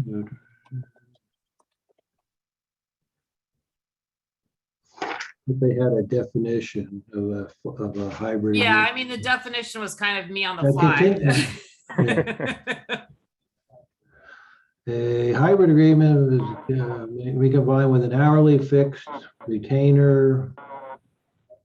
I mean, it's not necessary, but I have, if we want to just, if we're defining what a hybrid is, it can be, a combination of contingent fee or an hourly fee, a fixed fee, or other fee arrangement.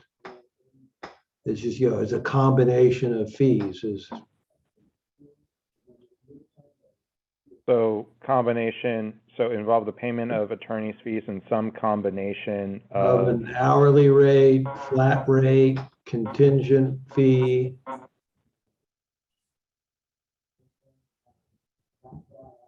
And or.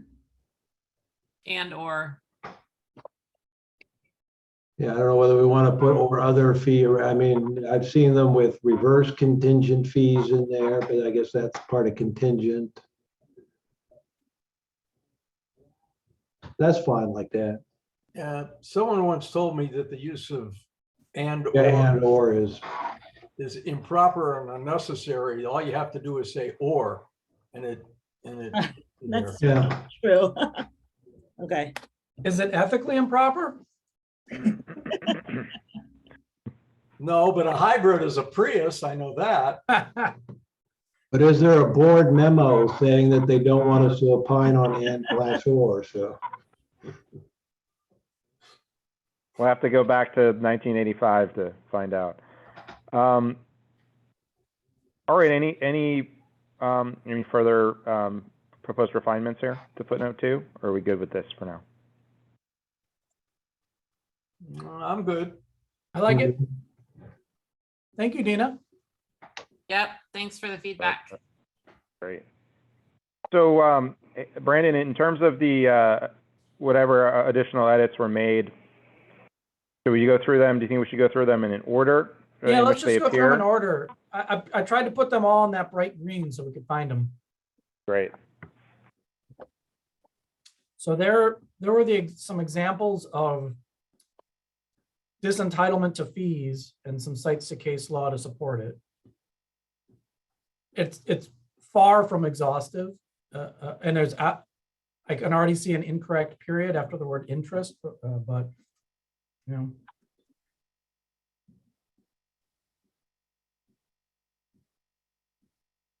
But I hoped that this would add that extra context that people wanted.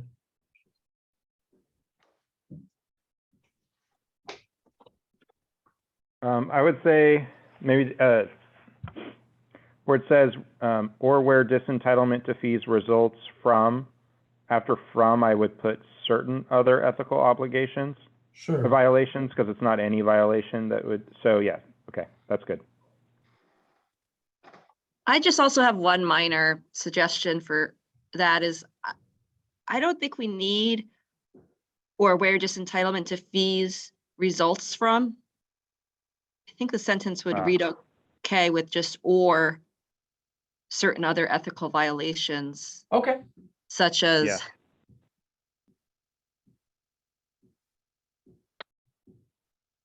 Mhm.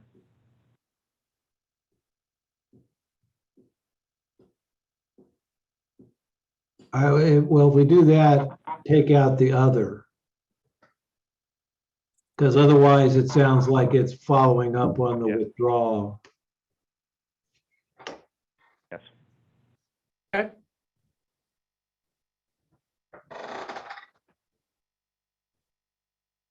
Anyone does see any this- other edits there? to Yeah, does this footnote do the 4? trick here?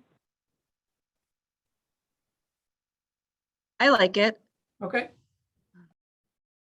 I think gives flavor, gives examples, so that's great.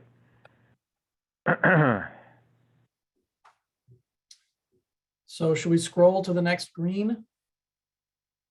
Yeah, maybe Mimi, could you just pop up to, so we could see where footnote 5 fits into the body real quick? Thanks. it would be here. Let me do this also. Review, no markup, so you could just see it. So this is the sentence for footnote 5. And then you guys can have a moment to read it, and then I'll scroll down to the footnote.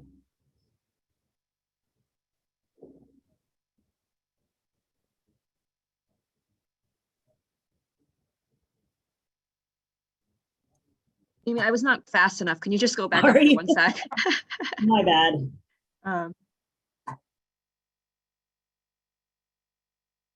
Okay, well, I'm there. Maybe others are too. No, sorry about that. It seemed like a logical place to put it, but I'm not married to it at all.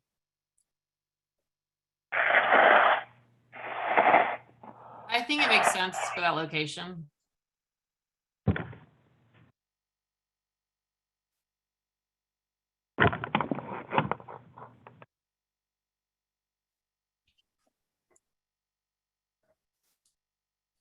When did we become so polite in our citing to say please? It's my Midwestern upbringing. It's part of the civility guidelines. Right, it's required now. Yeah, we're getting to that later. So I'll put it back. So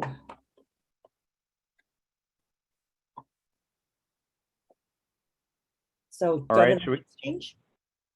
Yeah. Okay. All right, so that at line 130 was our hedge that we were comfortable with. Wanted to see what you guys think of it. Because we can't come up with any scenarios, but there probably could be a scenario where it could work. So it's a strong statement, but it's not absolute. How do we Well- feel about that? Wait. Oh, go on. I Were you gonna say wasn't something? comfortable. Yeah, Joel's not comfortable. Well, Okay. Me neither for that matter, but. All right, so this was my attempt to bridge a gap here. We'll see how it flies. Yeah, Brandon, I prefer not using the term extremely, just say it's likely. And at the same point, if we're gonna make a bold statement, I think we need, and I know this is something Justin and others have made previously, I think we need some authority to support such a bold statement. So We cite I the would prefer to Fracassi just say case. it's likely.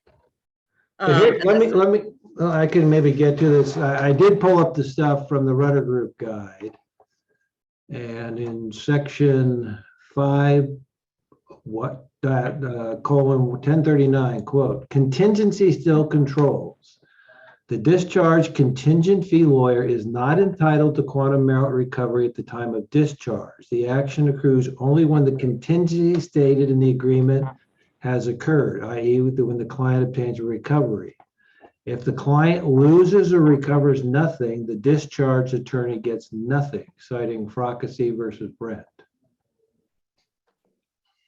And that's always been my understanding and how that's played out in fee arbitrations. The contingency still controls if it's a contingent fee agreement.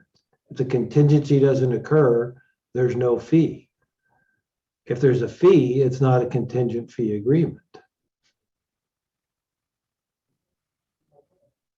I guess the question is, can you contract around that law in Fracassi?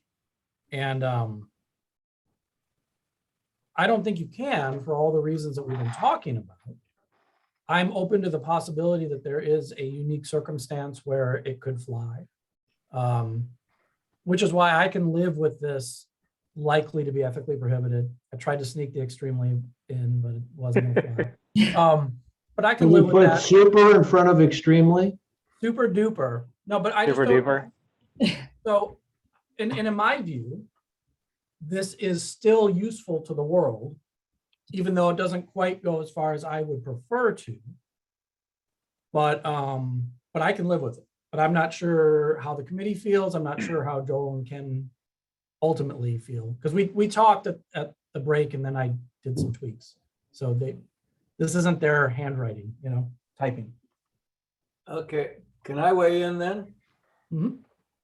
Okay, just a style issue on likely to be.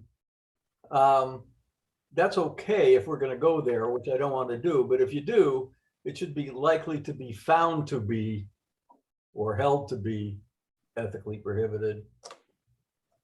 So that's would be a suggestion, but Mhm. I just,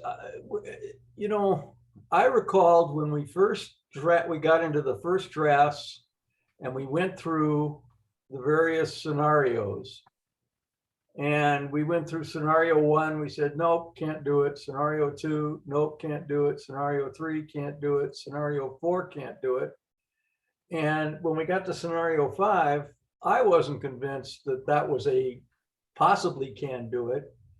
And I think we all three of us agreed, and if I'm wrong, someone tell me, that it was just so attenuated and with so many weird factors that are so unlikely to come up that really it wasn't worth discussing. And in fact, I thought it might, why are we going to be encouraging creativity when we're not even fully convinced? And so my conclusion was that in 90%, 99% of these cases, it's scenarios 1 through 4 aren't even necessary. a blanket statement that you just can't do it is appropriate. And if there are unique situations and really bright attorneys out there who are smart enough to figure out a way to do it ethically that two of the smartest lawyers that I know, Ken and Brandon, couldn't do, then the court will tell us that there's an exception or it's distinguishable. But for the guidance of what we know, as opposed to what we might imagine, I think the flat statement that you can't do it is appropriate, and leave it to whoever it is that's going to find Brandon's, case situation out there to find it. That's Yeah, why. I think you're kind of flipping the burden on the, here, I think as the committee drafting this opinion, we have the burden to persuade the audience that we're right if we're going to do an absolute statement like that. And my point is, we haven't done that yet.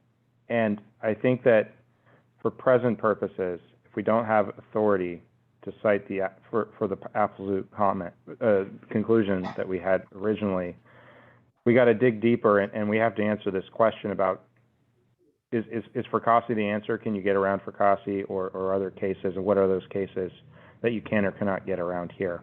And I don't think we've answered that yet. And fortunately, we have time, and perhaps we'll all be persuaded that the more absolute statement is right, and we can back it up and say we've done the research.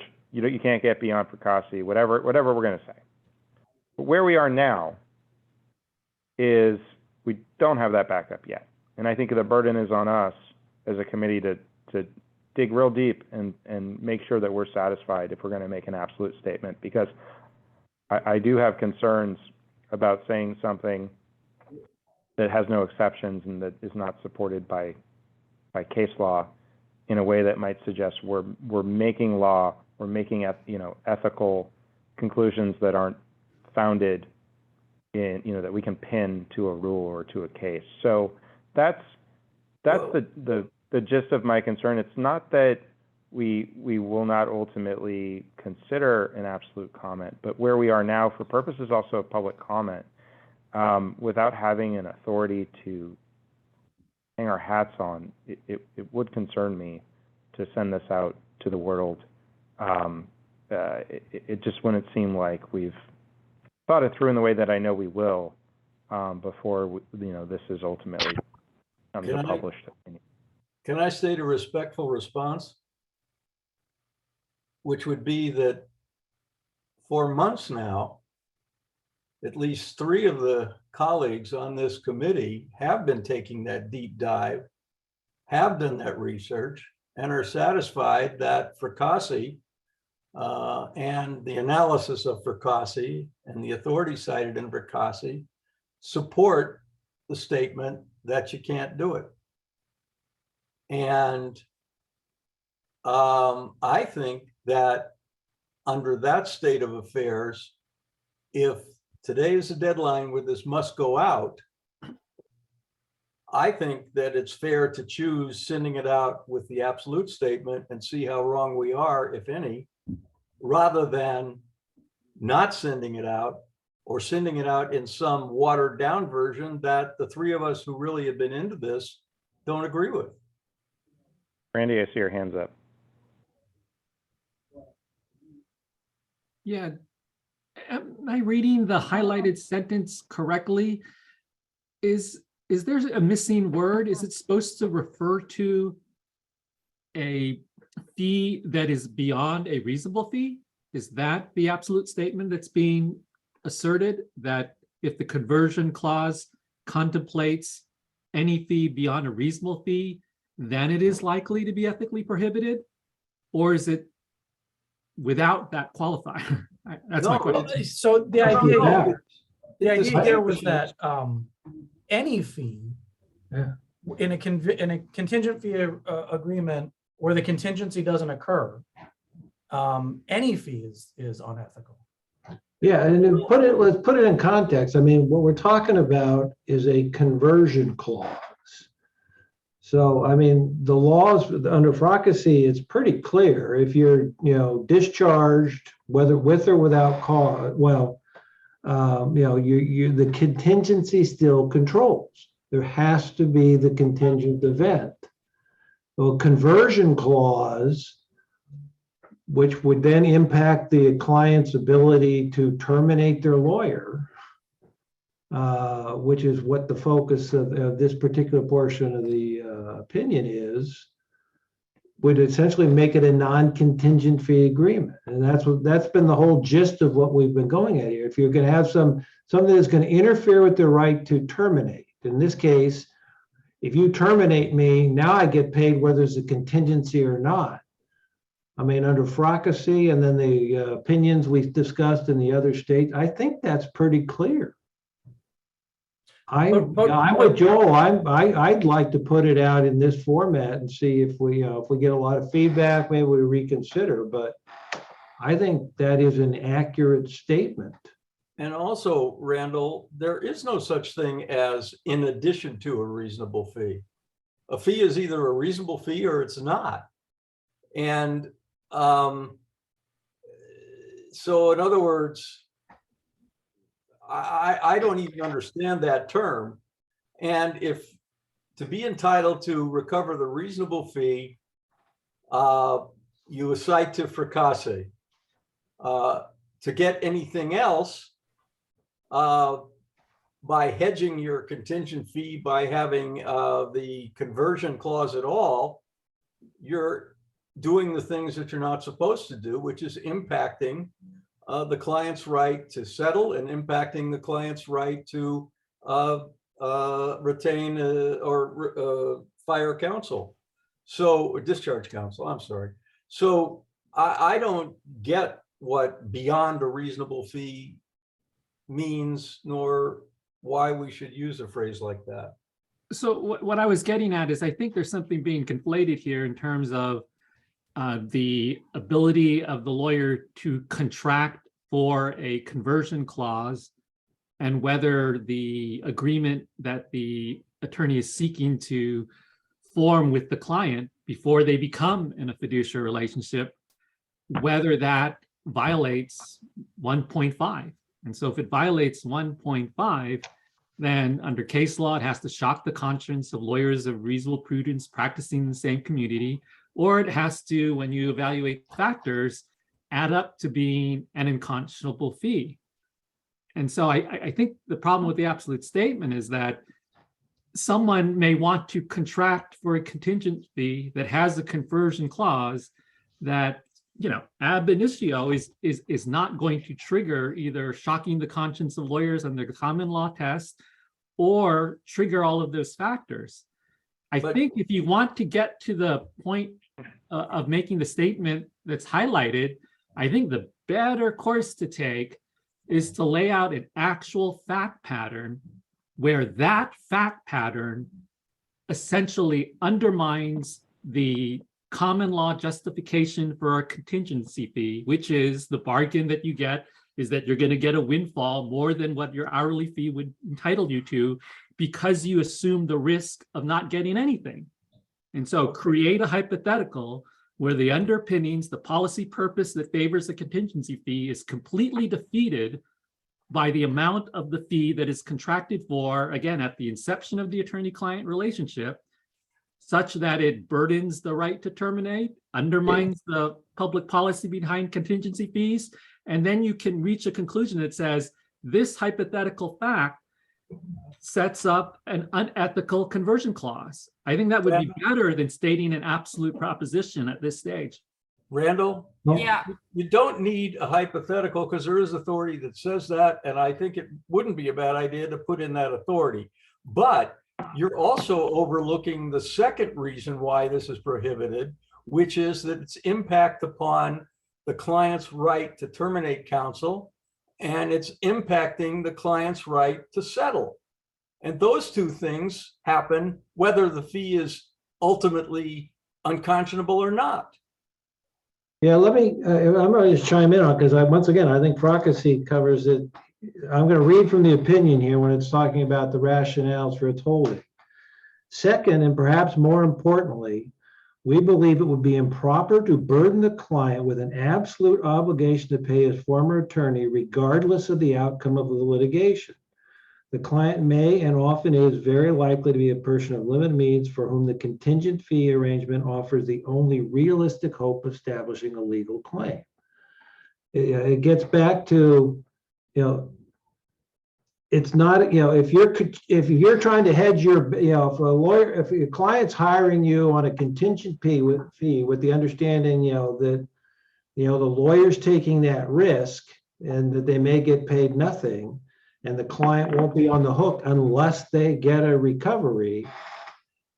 That was the whole point of, the conversion clause and then the other ethics opinions I think we cited in here from the other states. If you hedge that and say, well, if you want to discharge me, I get paid anyway, even if there's no contingent, that the event doesn't occur, then that's converting it from a contingent fee to an hourly fee. And those are the kinds of things that are prohibited. Go ahead. I hear everything that you're saying, Hen and Joel. I think, and the point that Randy made, which is just that in the context of certain facts, this could be a true statement, but we are not putting this in the situation, the context of these facts. And we have our fact patterns where we draw similar conclusions, and that should be sufficient for this. I think this type of statement, it feels out of place to me. There's no actual citation to the cases. And I also think that within this statement, I understand they're in the analysis in places, but it also feels to me like we're bringing on interpreting facts and law like a legal, like a judicial opinion, and maybe something that you guys are comfortable doing in your arbitration advisories. But in an ethics opinion, this feels less like we're interpreting ethics rules here, unless we're going to go through and again talk about in the context of particular facts how it violates 1.5, like Randy was suggesting, which we already do in other places in a way that I don't think taking the sentence out detracts it from the import of the opinion or what the conclusions that are reached in the opinion are. I think this is sort of sticks out in my mind. When I was reading through it, it was kind of jarring, and I think it's just it lacks context for what we're trying to say where it's said in the opinion.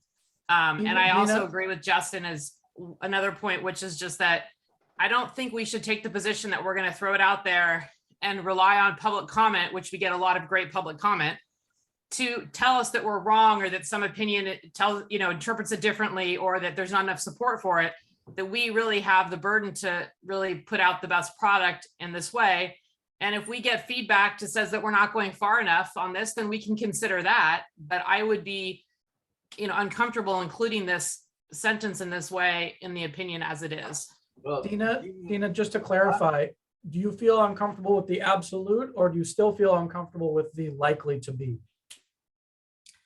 I mean, I guess likely, my preference would be to remove it altogether. It's said in different places. I think it's better to address it in the specific fact pattern. If you want to put it under one of the fact patterns where you say, hey, under this fact pattern, and you draw a lot of great conclusions from those sections about the hypothetical and the analysis, you could say in that circumstance, it would be improper because of that, but I think here it just sort of seems out of place to me and doesn't have the facts to support it. Well, How do other? Hang on. Sarah has her hand up. Yep. Sarah has her hand up. Sarah, You're on mute though. Oh, wait, sorry. I was having trouble unmuting. I just was going to say, I agree with the points that Dina just made. And my preference too would be to remove it altogether here.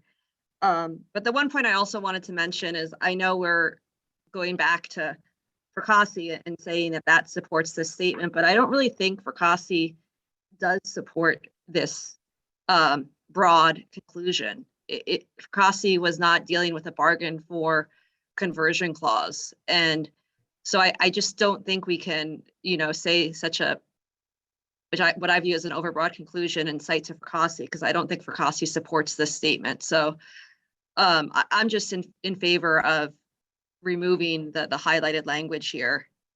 for the reasons that others have stated. So just Should we just vote on it? Because I believe everybody's been very articulate and respectful, and we have our opinions. And so, Justin, I don't know how it works. Can we just vote on whether to proceed with it or without it and then go on to the next one? Or how do we usually do this? Yeah, so I mean, I think, Mimi, tell me if I'm wrong. Sometimes we just take a straw poll, informal straw poll, to get a sense of how people feel. Yeah, we can do that. That's what you want to do. Yeah, so I think the straw poll here, I think the options would be, 1, leave it as an absolute statement. 2, keep it in, but with this modifier likely. Or 3, omit it entirely. So we're taking 3 straw polls, or we're taking, I don't know what we're doing. One straw Okay, poll. let's, we vote for you know one what, to 3. that could be difficult, because I think we need a black or white here. So why don't we do this just as and then we can refine it. So I think the choices are keep the highlighted paragraph or omit the highlighted paragraph. And then we So- can see what the results are there, and then we might need to drill down. And if you vote yes, that means keep. If you vote no, that means take it out. It's Yes unnecessary. is keep, no is omit. Okay. Okay, so Justin, No. Ken, Can I comment? I've had my hand raised here, so. I just wanted to make a point. I mean, we've talked about, 1.5 and whether FROCAC applies or not applies. The concept here was more 1.16, the client's right to discharge their lawyer, and whether this interferes with that. And FROCAC is pretty clear on that. I mean, it's an absolute statement. You can't do it. It's not a contingency. So I just wanted to make that point, because I think we were focusing a lot on 1.5 as opposed to 1.16. So what I heard, Ken, was yes. I lost, yes means what now? Keep it or or? leave it in, Keep. Yeah, or leave something in. it's a two-handed yes. Okay, Sarah, no. Elizabeth, Yes. Cassidy, Toby, Brandon, Yes. Joel. I have a two-handed yes again. Okay, Eleanor, So my understanding is we'll vote again on whether to qualify it if the vote is yes. Is that right? For now, it's just yes or no. Yes to keep. yes, to no keep omit. something in. Yes. And if the vote is yes, we will discuss whether or not to qualify it. Yes. We're gonna Yes. keep That's what I'm talking. trying to clarify. Okay, and that, yes. Okay, Bill, I came in at the end, so I don't want to, I'm being different and I'll say abstain. okay. And Oh, the Kyla. answer is yes. So the Okay. yeses have it. It'll be So- yes, it's fine because we can work with it. I caught the end of it. Yes. Okay, cool. All right, well, in that case, the yeses have it. So we're gonna keep something in. Now we need to have a discussion about what. Okay, so I think for purposes of the current iteration, and I think what we have in mind is before this goes out for public comment, really. So the straw poll is, do we want to have this paragraph in its absolute form? Or do you want to have this paragraph with the likely to be qualifier? So yes, I guess yes would be absolute form, no would be with the qualifier. Before we vote on that, Justin, could I suggest perhaps that we consider whether a different qualifier should be on the table for those who were no votes? Would anyone want to propose a different qualifier? Do you have Well- something in mind? Go ahead, Sarah. Well, I was going to propose, I don't know if this is necessarily another qualifier, but I was going to propose that if we're going to, that we cite 2 authorities with parentheticals to support the statement here. And so I don't know if we can vote on that, whether we should add supporting authorities with parentheticals. Yeah, so, yeah, yes, we should have a discussion about citations regardless of whether there's a qualifier. So I think let's have that conversation next, but whether there's going to be an absolute statement or a qualifier, I think will inform the type of authority we have here. So, so why don't we do a straw poll? Yes is an absolute statement here, and no some kind of qualifier in the paragraph.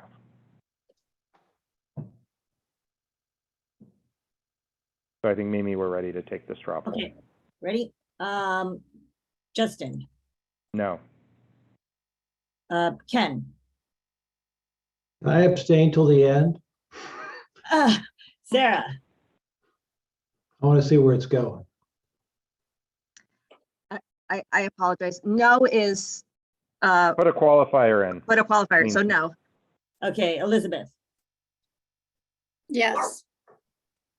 okay, Cassidy,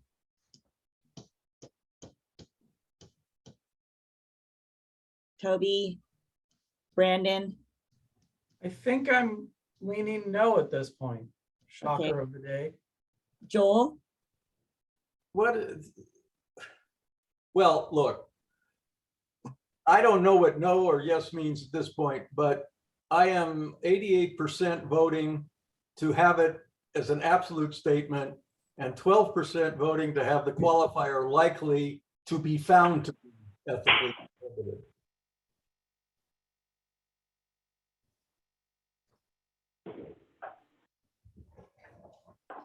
so that's a no. then? I'm not- I lost Tell you. me what it is. So that's a no then. Eleanor, No. okay, Bill, No. and Kyla and Hunter, so no's have it. What's Okay, this? What is so- it? So we want a qualifier. Wait, what was the vote tally? 6 no's and 1 yes, so Okay. Ken, it really wouldn't have made a difference. All right, so I have a question. I mean, is this going to be voted out today if we get this resolved, or are we coming back again?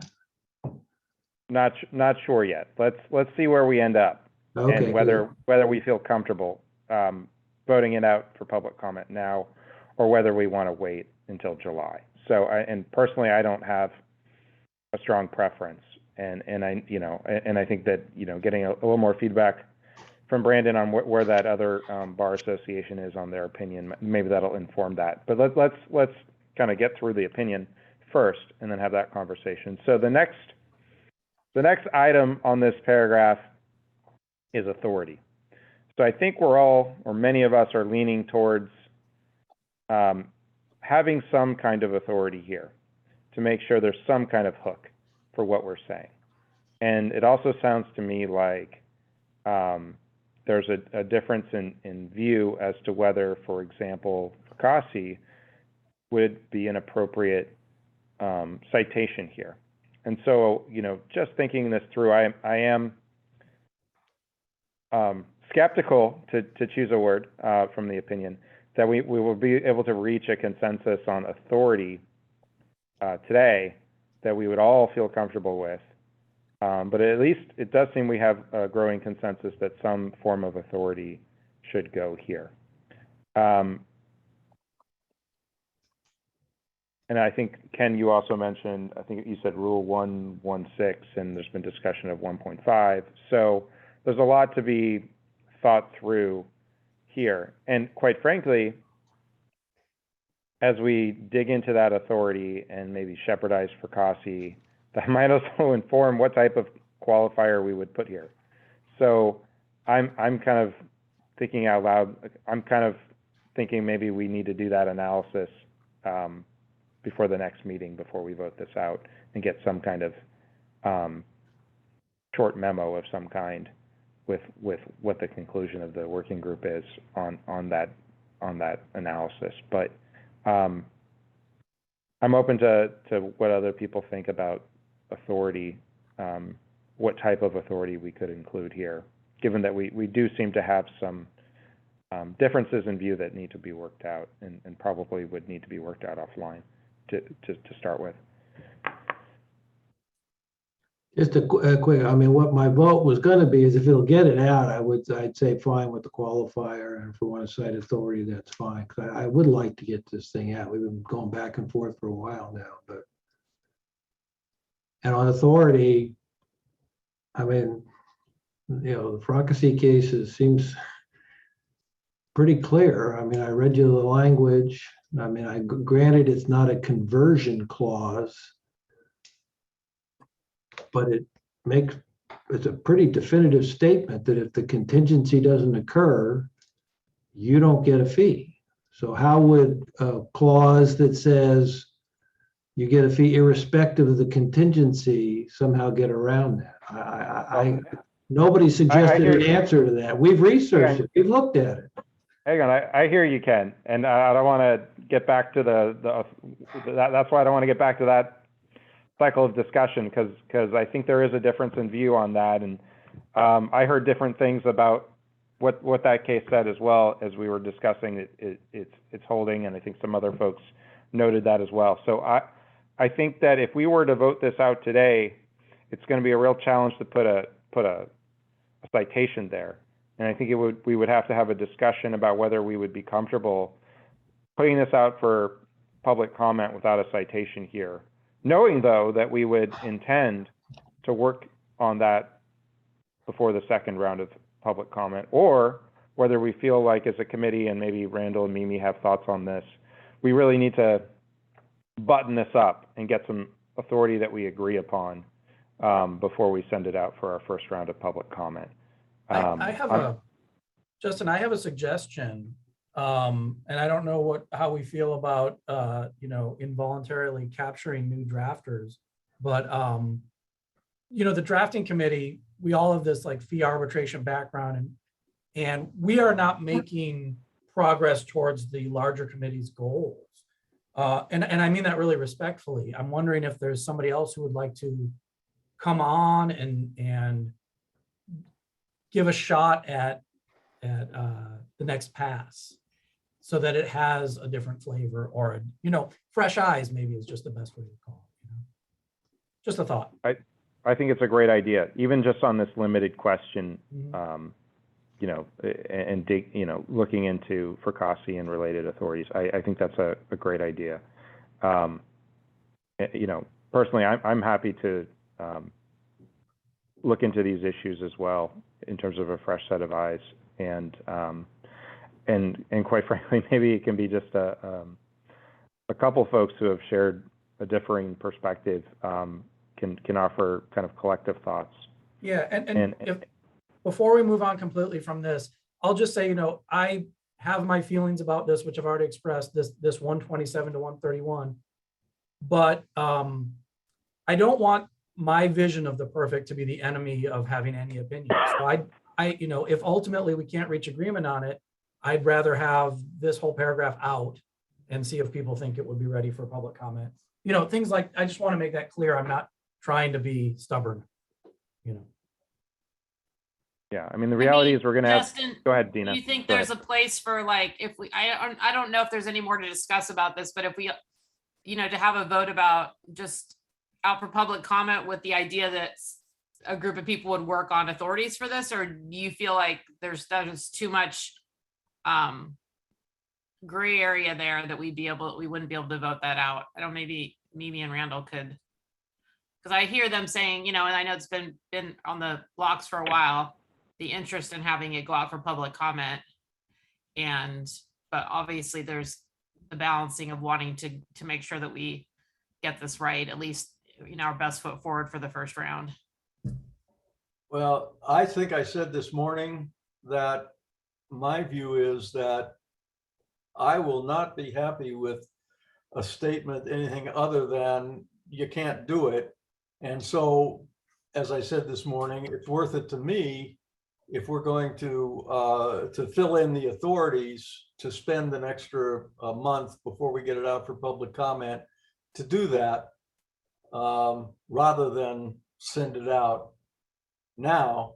But I haven't changed that view, so that's all.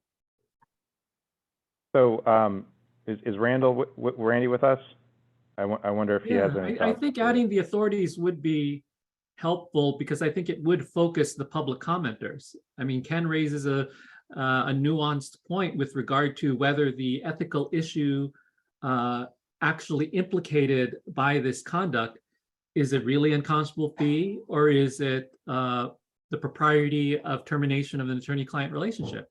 And so if you had a parenthetical that cited those various authorities, or even 1.2 as one of the other hypotheticals analyzes, if you had a parenthetical that cites to those, that would really give a target at which the public commenters can shoot at. And if you did do it by way of parenthetical, and this is just shooting from the hip, but I would change the intro at line 127 to say, as more precisely discussed in the hypothetical fact patterns addressed above, blah, blah, blah. And then those parenthetical cites have an anchor to the earlier discussion of those particular facts. So you have your likely statement, but you also have facts and you also have authorities that the public commentators can latch on to. Yeah, I kind of I tend to agree with both, Randy, Joel, and Brandon's sentiment. That is, if we were to send this out for public comment today, I would feel most comfortable, as Brandon suggested, omitting this so that when we do present whatever analysis we do for the second round of public comment, it would be fulsome and fully thought through and digested more. If we want to wait until the July meeting to sort of finalize this, and that might make more sense because I think we're all feeling like maybe this will be an issue that gets a lot of public comment and may deserve 2 rounds of public comment. We wait until July to publish this. What I have in mind is that both the working group who's done so much good work on this already, and then that fresh set of eyes that Brandon suggested, and I'm happy to be one of those fresh sets, put something in writing in terms of the analysis of this with citations that the committee as a whole can look at and consider before our next meeting, have in hand, so that we can really dig in and see where do we agree or disagree. Maybe we come out the same way in terms of what the conclusion should be, absolute statement or some kind of qualified statement. But I think we need to have that analysis happen before we would include this highlighted portion in whatever form going out to public comment. So, Brandon, I'm wondering if you have any insight as to where that local bar association is in terms of their publication of a conversion clause opinion. They're not going to publish it before July, that's for sure. There's just some hypos, and one of the hypos does squarely address a conversion clause issue, and they will be developing it. Okay, that's helpful to know. Yeah. I think that council's in favor of, our next meeting is not until the end of July. That gives us a lot of time to get square with this highlighted paragraph in advance of our meeting, get something in writing for everybody to look at, and then hash it out in July, and then hopefully be in a position where we can vote it out for public comment then. There's one there's one more green highlight, had to do with that informed written consent. Yeah, let's take a Farther in look. the opinion, that maybe we should just get some feedback, because we should also try to wrap that up Agreed. the next month too. Yeah, there it is. I added some words and took out the word written, and we don't need to solve this right now if we're going to have, more eyes on this and more discussion. Just that was my quick fix. I agree. So I think that we should also include this in that kind of fresh look, and then really have some kind of meaningful analysis for the committee to look at with the agenda materials. And that I think will position us to put this out for public comment in July. Great. So I'm satisfied that is a fulsome discussion of this opinion for today's purposes, unless there's some other issues that anyone wants to raise. All right. So Why don't we move? Go ahead. So I hear am I something? adding you to the drafting team per se?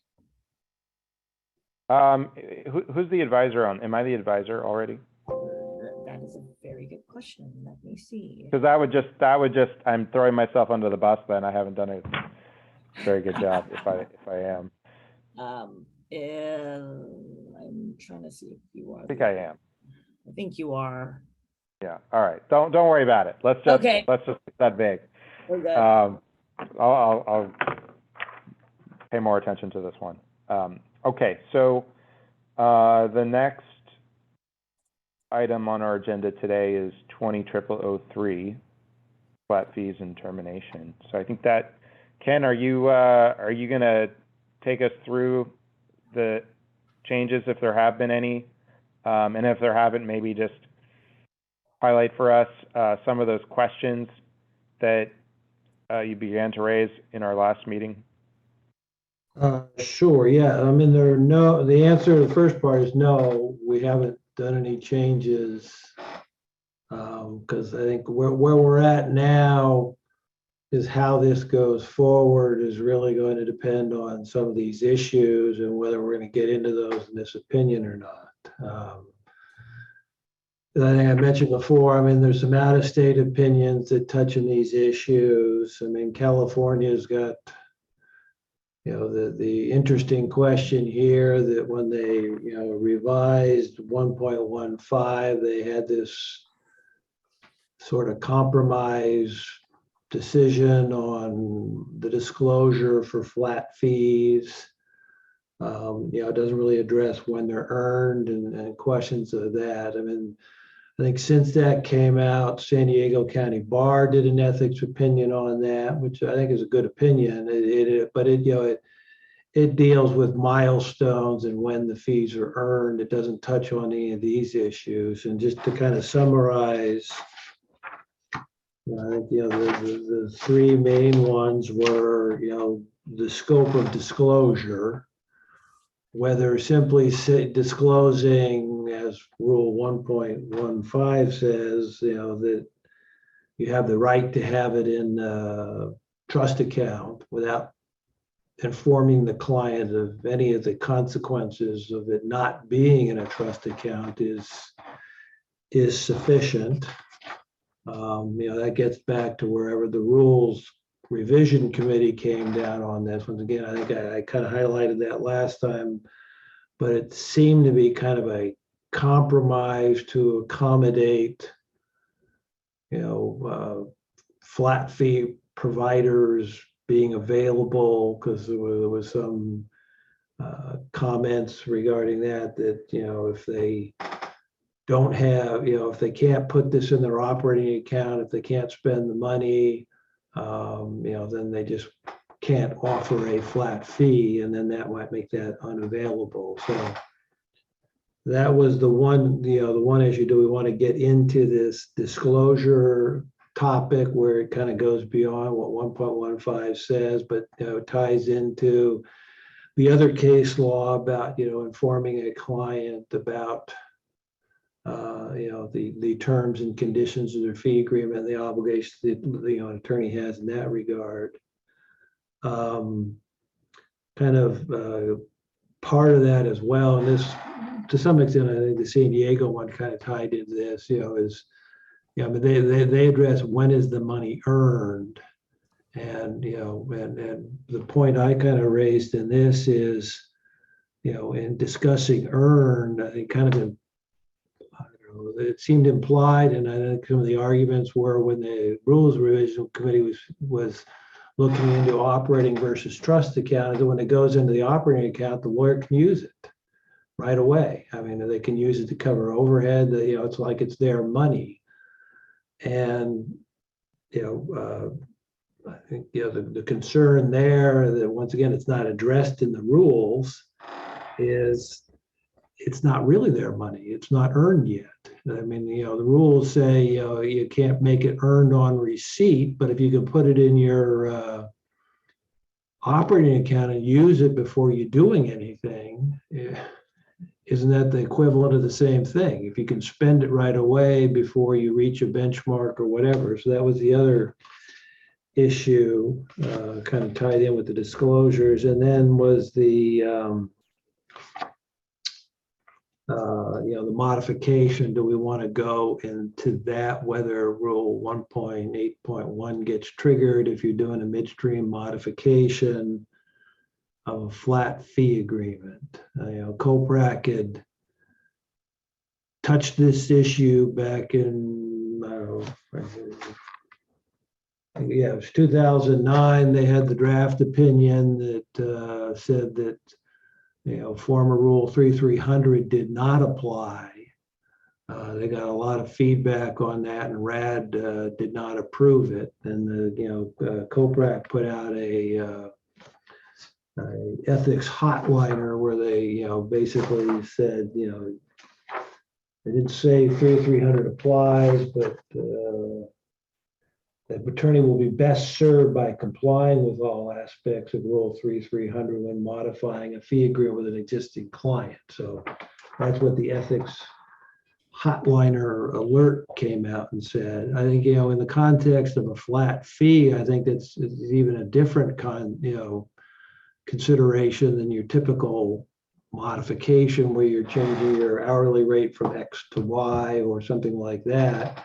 I mean, here, when you got a flat fee, you've bargained and negotiated with the client up front, this is what it's going to cost.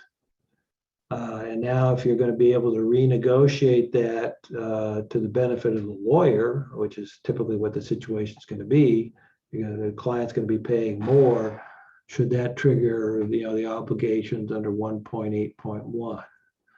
So those are the three, and I think as a committee, we kind of want to get feedback, what, as a subcommittee, what the committee thinks on these. Are these things that they're comfortable, we should go into, not get into? Do we keep it a more simplistic type of opinion, kind of along the lines of where San Diego came down? Or do we stick our toe in the water and address these kind of thorny issues?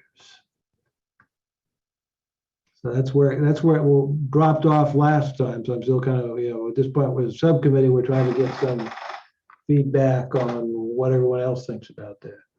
I don't know, Brandon, Joel, you got anything to chip in or? Yeah, the thing that I don't know that we've discussed or dealt with, and I don't even know that the revision committee dealt with, is that there is a case where a deposit for future services was placed into the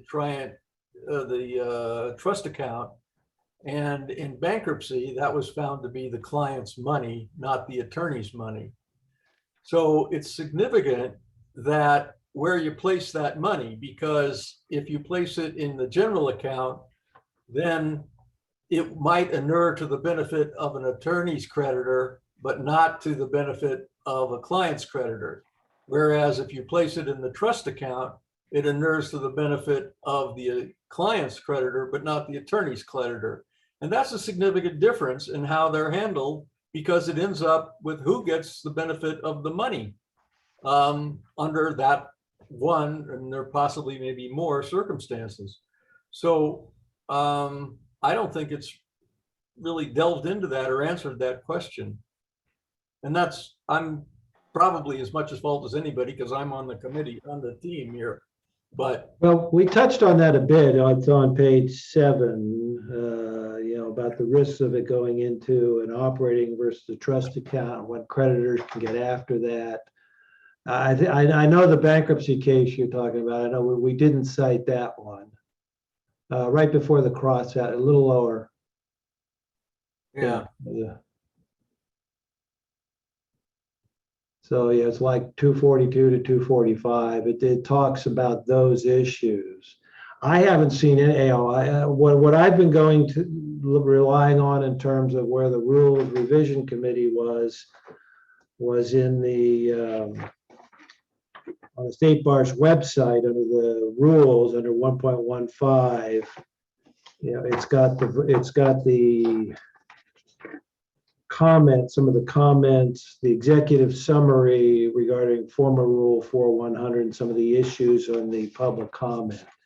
I'm assuming there's probably more out there in the State Bar archives on what these issues were, what the public comments were, and all of that. I'm just kind of, but that's what was available right there on the website. But I think it's an issue, and others, other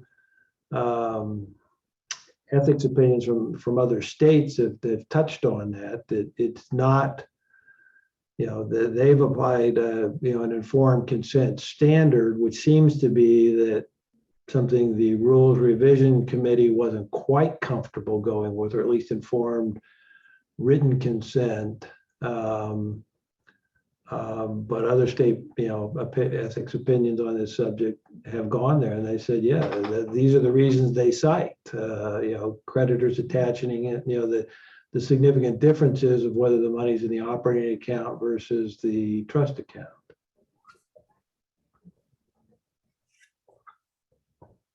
So I throw it out for feedback, criticisms, comments, whatever we think, whether we want to keep it simple and just not touch these thorny issues and say, okay, you should have, if you follow the rules, you're okay. You ought to have provisions in your fee agreement, that talks about when it's earned and that sort of thing. My inclination is to go a little bit bigger, but. Randy, your hand's up.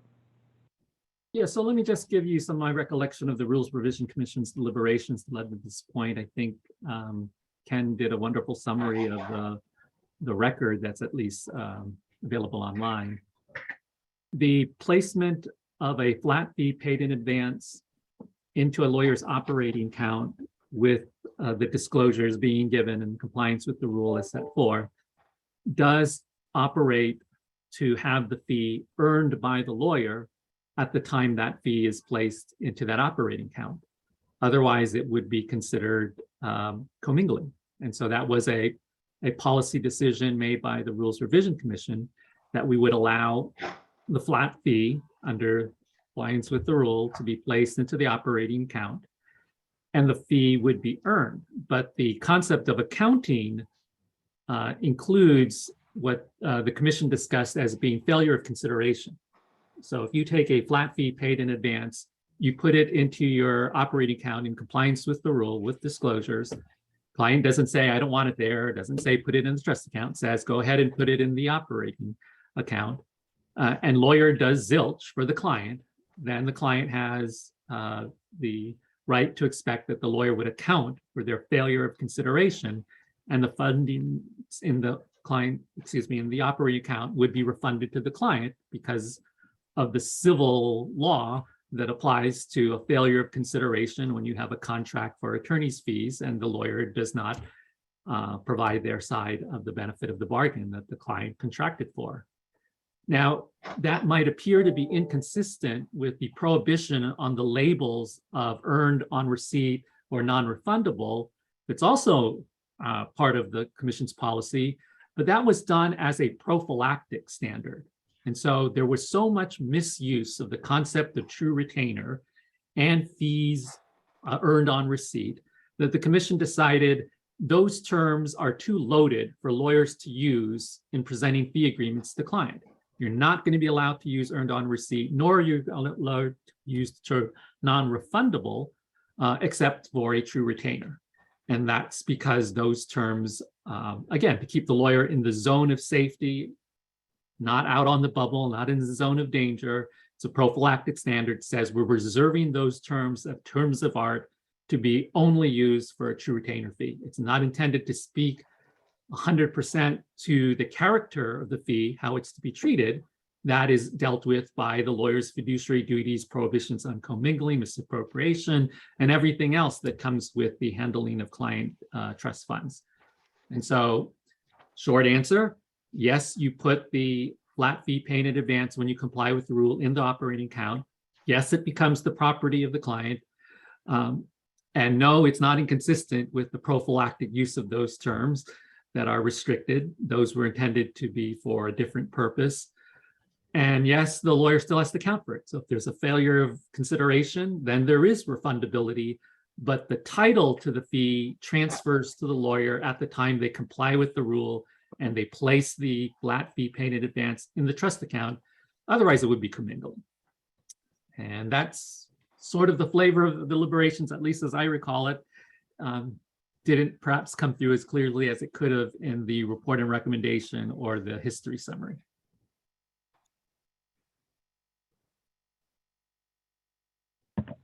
You know, I think the only problem with that shorthand that I see is that it shifts the burden either to the client or the lawyer on the risk of loss of the funds. And that hasn't been addressed in the language. I mean, it seemed to me to be appropriate to say that, well, I don't know what it would be appropriate, but that case just sticks in my mind that depending upon which account it goes in has a significant difference into whose money it is for creditors to come and get. And it might have some tax differences, which I have no clue about. But anyway, at least it has a significant difference is who's bearing the risk of loss, the client or the attorney, the client or the lawyer. So, and I don't know that we've really done a good job addressing what we do about that risk shifting and getting the client to agree to it. So that's where I Well, am. I think the rule is the rule right now, the new rule, which does address what you can do when you want to hold a flat fee in your operating account and you make the following disclosures.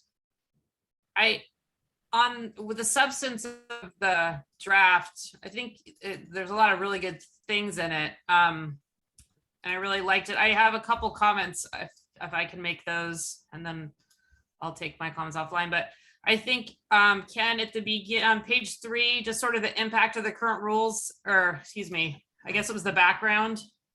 I guess it's page 2. I felt like maybe that part could be condensed a little. I don't know that we needed that footnote 1, just sort of describing like a lot of time on the former rules. We seem to spend a lot of time on the former rules, where I feel like we could just sort of note that it used to not address that, and now it's more clearly defined in what the protocols are with respect to the new rules, because that's really sort of the space that we're operating in now. So I just think there's a way, especially since it's a longer opinion, like 14, 15 pages, single space. I feel like there could be some condensation in like paragraph 51, and the footnote 1 could, probably some of that references could be taken out to that sort of that history there. And that's, I don't necessarily disagree. I mean, that used to be in the body. I moved it into a footnote. Yeah. I mean, I think it's interesting. And it's like, I know you do a lot of work on it too, so but it's like, I just wonder if it's not really, we're sort of focusing on the way it used to be. And I think it would be more helpful to just to note that it used to be treated differently, but now this is the way it's supposed to be treated. On those bigger questions you deal with, like on page 6 and the disclosure of risks, I would sort of vote in the category of that we don't really spend a lot of time on that. Mainly it was helpful, that background, Randy, on some of the deliberations, but I read the rule as simply requiring, if you want to have it in your operating account, that you need to comply with the following disclosures and get the client to agree. And that's the scope of the rule. I understand that, there certainly is more risk to the client in a certain way, but I don't know, I'm not sure we can even get consensus around this, but the idea of suggesting that attorneys have to go beyond what's specifically stated in the rule with respect to additional disclosures to clients, like, by the way, if you agree to have it hold in my operating account, there are these additional risks that, like, the money, if there were a situation in which, I didn't complete the flat fee project and you wanted a refund, that if my account was garnished, that you wouldn't have the funds, or, describing that. I'm not sure additional disclosures, they're certainly not contemplated in the rule that way. And I'm not sure that we would want to go suggesting that they need to happen in this context. So I would probably be in favor of not including that. Yes, it's an interesting observation about that particular risk to clients when they engage an attorney for flat fee work. But I'm not comfortable saying that the attorney has an obligation to sort of give a risk assessment to the client beyond what is included in the specific language of the rule. So I feel like, that's a good point to get it, to sort of get the temperature of everyone on that, because I think we could really streamline that section if people agree with what I've said. And if not, then, there should be discussion about to what extent we want to dig into that further. I thought the section on the flat fee earned was really good. And I liked the section on renegotiating in the course of the representation. I liked that hypothetical a lot, because I think for the most part, when you think about a flat fee, which you think, like you said, it's really perilous to think that you could renegotiate with a client when you've agreed to perform certain tasks. And I think the opinion does a good job of highlighting the importance of being very specific about milestones and what tasks you're included. But the concept of if the basis of the flat fee relates to representations from a client, and those representations are inaccurate and they don't accurately reflect the scope of the work that you were contemplating, that would be a basis to try to renegotiate, or you'd be able to terminate. I thought that was a really helpful hypothetical, because I think that's sort of the suggestion of like, hey, let's look at this from a different way in which it makes sense for a circumstance, I'm not being very articulate, in which you could renegotiate that or terminate the relationship in a way that seemed fair because it was based on representations. But so I liked that hypothetical, and I liked that those last two sections. I thought they were, and then the final hypothetical, I didn't really understand. I guess it wasn't really complete analysis. It was sort of, I think, trying to capture what you wanted to say about disclosures and refunds and things like that. And I'm not sure, depending on how we decide to move forward on that section about additional disclosures, that may not be necessary, but. Yeah, I stopped working on the hypotheticals because Yeah. I wanted to get some feedback on where we go on some of these issues, and Yeah. whether I need to spend a lot of time trying to come up with something that exemplifies that particular point. So Yeah. Okay. I'll take my comments offline. Thanks, Ken. anybody else? Or I did, one other thing I did want to get is, and again, I wasn't on the rules revision committee, and maybe this is just my frustrations on how they compromise this, but in the discussion about it that they have on the with rule 1.15 there in their summary, paragraph B seeks to accommodate both these interests by permitting a flat fee paid in advance to be held in a law firm operating account, so long as the lawyer provides a mandatory disclosure. I guess, what does that mean? Held for the lawyer's purposes, held for the client? I mean, I keep getting back to, I can't think of another situation where you can spend your client's fee money before you do any work, before you've earned it. And if that was what the Rules Committee was trying to say is okay, I mean, because I'm not sure they actually say that here. That's why I've kind of struggled with this, concept that you can use your client's money. It's earned on receipt. You can use it when you haven't done anything, as long as the client knows that maybe they'll get it back. Having gone through hundreds of fee arbitrations where lawyers have been awarded to, ordered to refund money that they no longer have, that doesn't work very well. And so that's where I struggle with that whole concept there.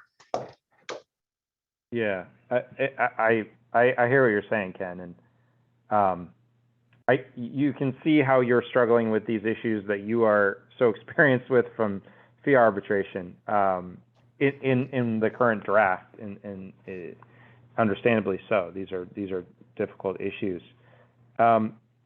What kind of struck me, and where I kind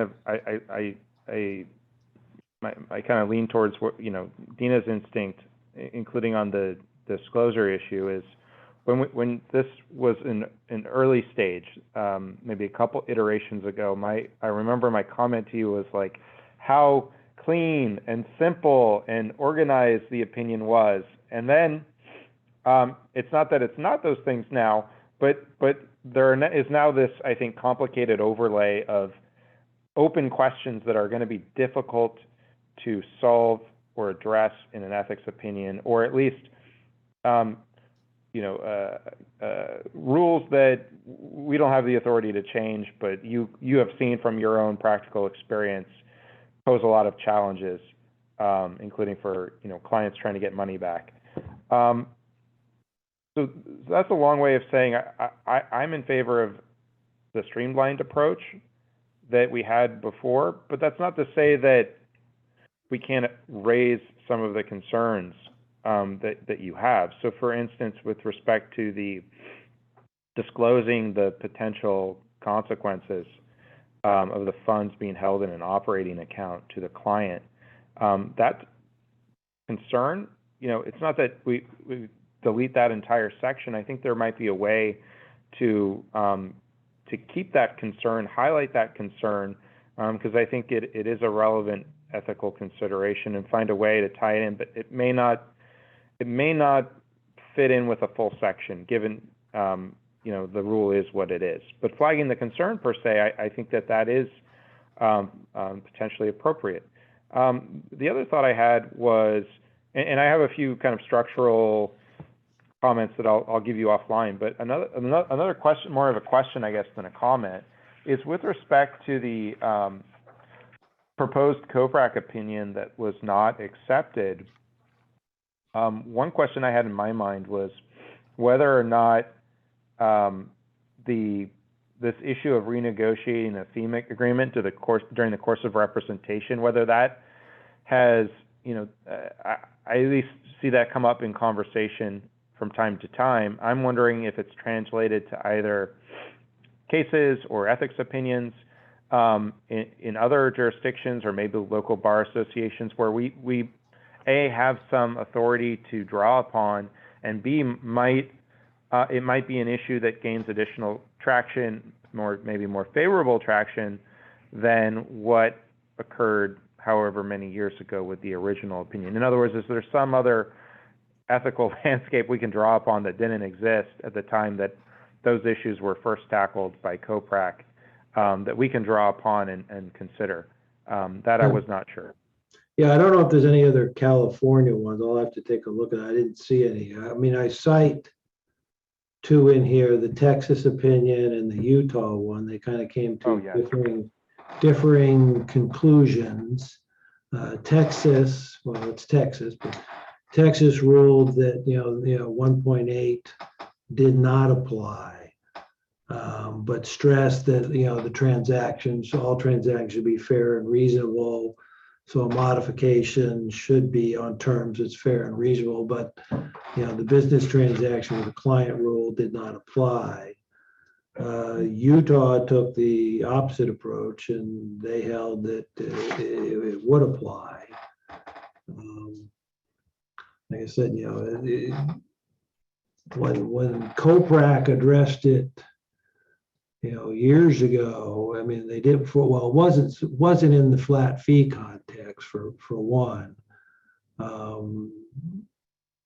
but it did draw a lot of public comment. I remember the Committee on Mandatory Fee Arbitration, we chimed in on that as well, as did the Office of Chief Trial Counsel, that 3300 should apply. And I don't know what RAD's reasoning was in rejecting, because a lot of time was spent on that opinion. But but it got rejected. I kind of read into that RAD was not comfortable with COPRAC saying 3300 doesn't apply to a midstream modification. So there is, and I can see if there's like I said, I'm not aware of any other state ones, and there were at least two, or there might have been another one, out of state that, that opinion that specifically deal with this issue in the context of a flat fee. I didn't look at the broader context of whether, you know, how other states have come down on this, just in general. You know, whether, you know, a midstream modification triggers, you know, the business transaction with a client rule. You know, it pops up from time to time on the April listserv. Gets bandied about. I don't think they've ever come up with any. We probably a straw poll on there would be helpful. See what the actual vote tally is, but you get it from both, you know, all over there. So if it's a, you know, an issue that, you know, COPRAC's willing to dive into again, I think, you know, at least in the flat fee context, it's something that, you know, lawyers would benefit from. Do you need to comply? You know, does this trigger that? You know, and this is, you know, an unusual situation, not like normal fee agreements. I mean, a flat fee is a flat fee. You know, it's a deal for, you know, this is what we're going to do, and this is what it's going to cost you. You know, and under what circumstances should the lawyer be allowed to do that? What, you know, what hoops do they have to jump through to get there? See, Joel's got his hand up. Joel? You're mute. Thanks. I wanted to circle back on Dina's point, which is that we're not going to change the rule. I wasn't suggesting that we do.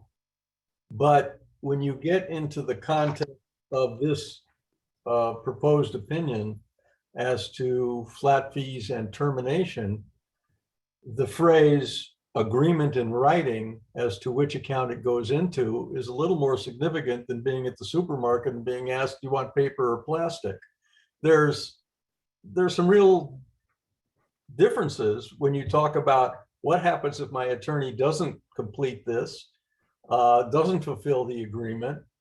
What does my agreement mean? And do I have sufficient information as a client untrained in these things to make an informed or a real agreement in writing in light of those facts? So that's why I thought those things had to be considered, at least in the course of this opinion, recognizing that we're not going to change what the rules committee did and the language of the rule.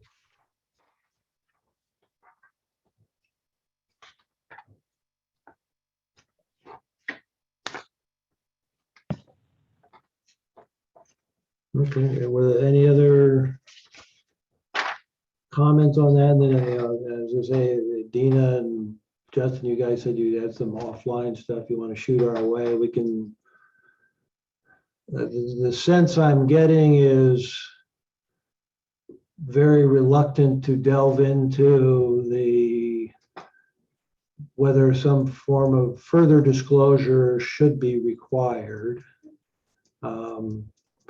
I don't know if I have a clear sense on the modification issue, though. I mean, do most people think maybe it's worth delving into? There is not a COPRAC opinion on point, so. Well, my instinct on the modification issue is, I don't know as a committee what if given the history there in maybe a different context, granted, I don't know that we'll feel comfortable reaching a conclusion as to whether 1.8.1 applies, but that doesn't mean that we can't raise the ethical concern and ethical consideration for lawyers and note that different jurisdictions have, you know, you mentioned Utah and Texas in the opinion address this in different ways. So I think from a drafting perspective, raising the ethical concern is a useful exercise. Entirely different is the question of whether we would feel comfortable opining on the applicability of 1.8.1. I don't know that we have to make, and I don't think we're going to reach a decision on that today. Yeah, Randy, I have a question. Do you know, did the Rules Revision Commission, did they come down to that? Because I get back to that ethics hotline that COPRAC put out after read, it concludes with, given the history of the proposed opinion and pending further clarification from the courts and the issuance of a revised rules of conduct, after work by the Rules Revision Commission is complete. The prudent attorney will be best served by complying with all aspects of Rule 300 and modifying a fee agreement. So it sounds like when they put out the ethics alert, they were expecting or hoping perhaps that the Rules Commission would delve into that. I can't see that they did, but I don't know whether there's something that's behind the scenes. I mean, would you say, I looked at that, it seems like they kind of maybe touched on it a little bit. Yeah, they tried to. The first run at it, they decided that they weren't going to put anything in the rule proper, the black letter text, but they did try to address it by way of a new comment. They wanted to add to the comment rule that this rule does not apply to the provisions of an agreement between a lawyer and client relating to the lawyer's hiring or compensation unless the agreement confers on the lawyer an ownership, possessory, security, or other pecuniary interests adverse to the client. Yeah. And this was an expanded version of the then current comment, which remains the current comment today, which described an agreement by which the lawyer was retained. It was different because it wasn't just the initial retention. It said, does not apply to the provisions of an agreement between a lawyer-client relating to the lawyer's hiring or compensation. And so they took a shot at that. They put it out for public comment. It came back from public comment. All of the same comment that COPRAC got on its opinion resurfaced with the proposal to add the comment, and the commission determined not to proceed with the comment. They felt that it was better to just stick with the status quo of what is said at the time in the then 3300, and it became essentially what you find now in Comment 5. The longstanding language, this rule does not apply to the agreement by which the lawyer is retained, is where the commission ended up. They were concerned that if there was some sort of absolute standard stating that modifications of a fee arrangement trigger the really the highest protocol in the rules, which includes, as Joel said earlier, sending your client to another lawyer who might steal the client. All of those things would be triggered in the case of things very beneficial to the client. If the lawyer were to accept an expanded scope of representation, if you took the theory that that's a business transaction with a visiting client to whom you owe a fiduciary duty, therefore you have to comply with 1.8.1, that wouldn't be in the client's interest. Another example they considered was if the case became more expensive to the client than what they originally anticipated, and the lawyer wanted to enter into an official modification of the fee agreement, basically a workout that said you can pay less and you'll still be okay, you won't be in breach, that if you treat that as a business transaction or a fee modification absolutely governed by the rule, then that also wouldn't be in the client's interest. And so all of that led them to sort of the inauspicious result of just sticking with the status quo. And so I think Justin's comment that, not sure if there's a lot has been changed to be able to reposition COPRAC to issue an opinion on this, pretty controversial issue. It was the marquee issue for 1.8.1 when they were talking about that rule, whether it would apply to modifications of fee agreements, because OCTC believes that it does, and others believe that it does not. Yeah, I mean, I wasn't there. I mean, the concern about, a more favorable rate to the client, I don't know, that all struck me as kind of a red herring, if you're proposing that, I'm going to charge you less, it's a good chance that's fair and reasonable to the client, and the client's going to consent, and the client not even going to want to talk to an independent lawyer over that. But it seemed to me, and maybe I'm misreading too, that maybe they took another shot at it too, because they added comment 1, which I don't really think was in the other one, about what the other pecuniary interest is. I don't remember that in the old rule, that there was some definition of what an other pecuniary interest is. I don't know. I don't think their definition really applies here, but they said, within the meaning of this rule, a lawyer possesses a right to significantly impair or prejudice the client's rights or interests without court action. It's like cites Fletcher versus Davis for that. So I don't know. That's because there was former case law before Fletcher that suggested a more clear-cut standard in the law. So I think they felt that was a conforming comment to Fletcher and some of the other cases that came down after Plummer versus Day Eisenberg. But I don't think that was directly related to the modification of the agreement. I think that was to the standard itself in terms of other pecuniary interests adverse to a client.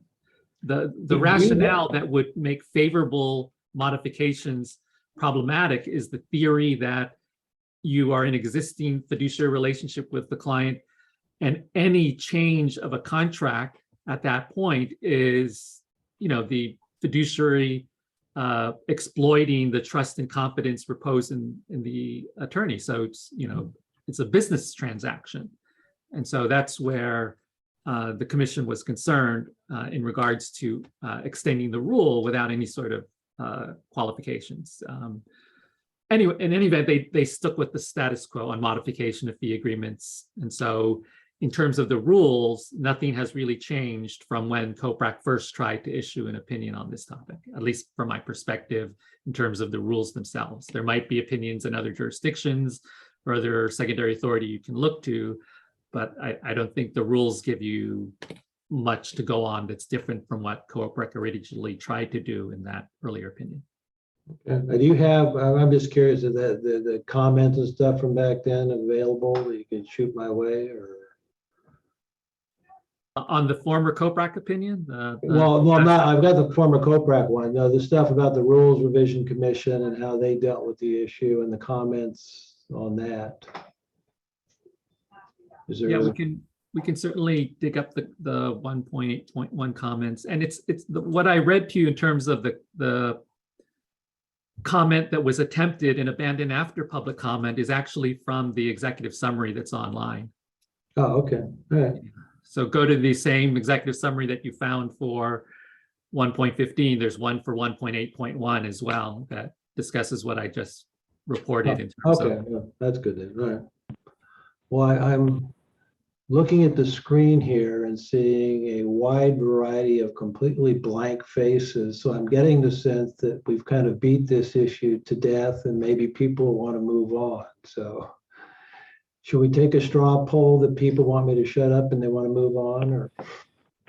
No straw poll needed. I think we have done a good job going through this thoroughly, but has nothing to do with wanting to shut you up, as you say, Ken. So let me assure you of that.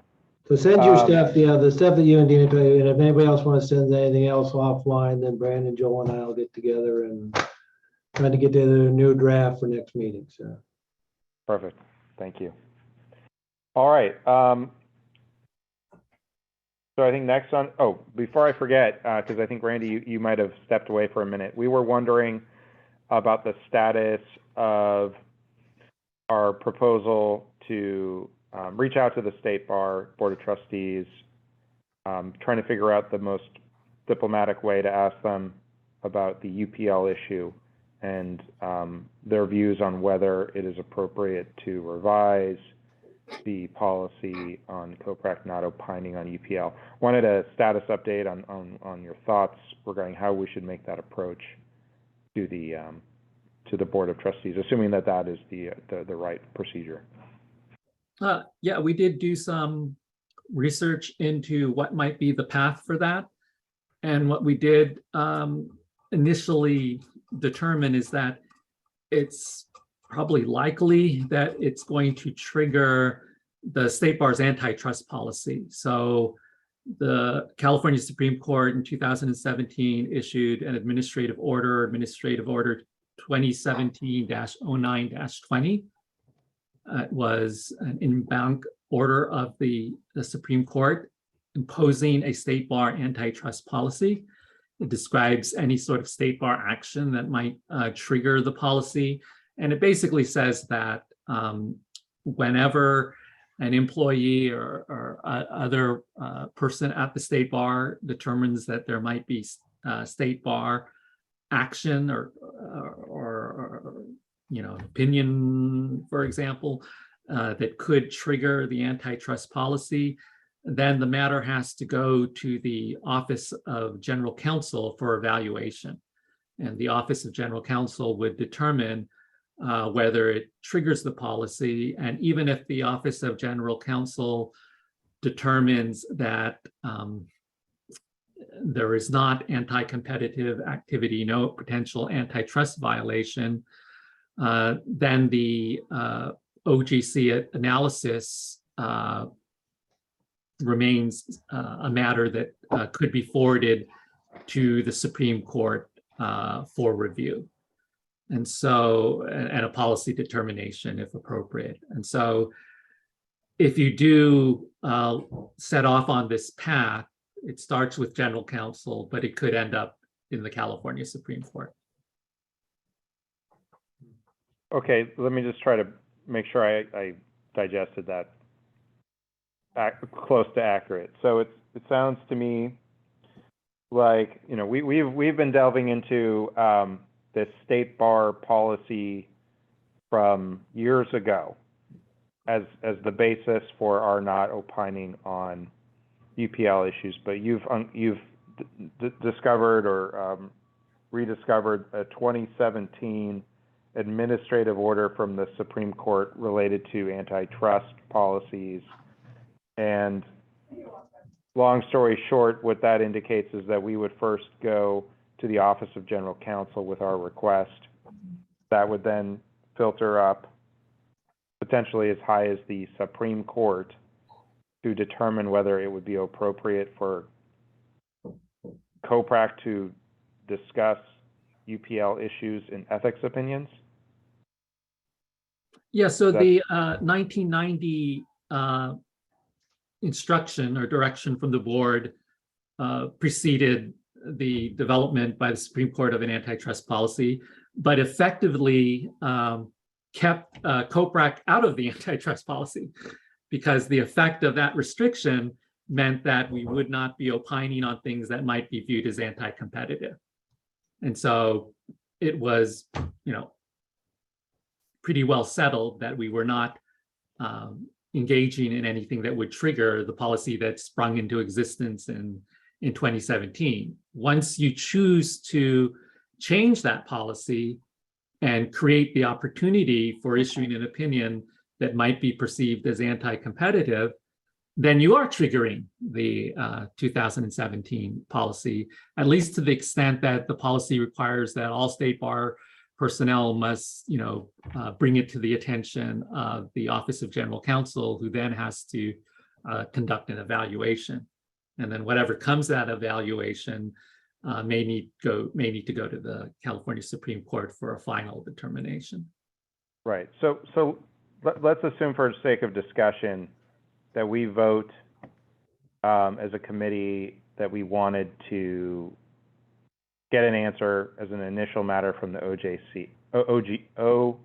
OGC as to whether opining on UPL would be inconsistent with the antitrust policy.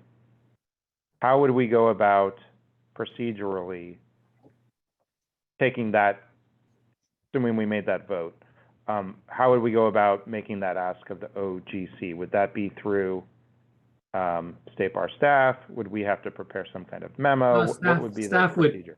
Would present it to them. And I'm not sure if you actually have to take a vote. You just have to tell us as your staff that you would like us to consider the change that you desire with regard to the restriction imposed by the current board resolution.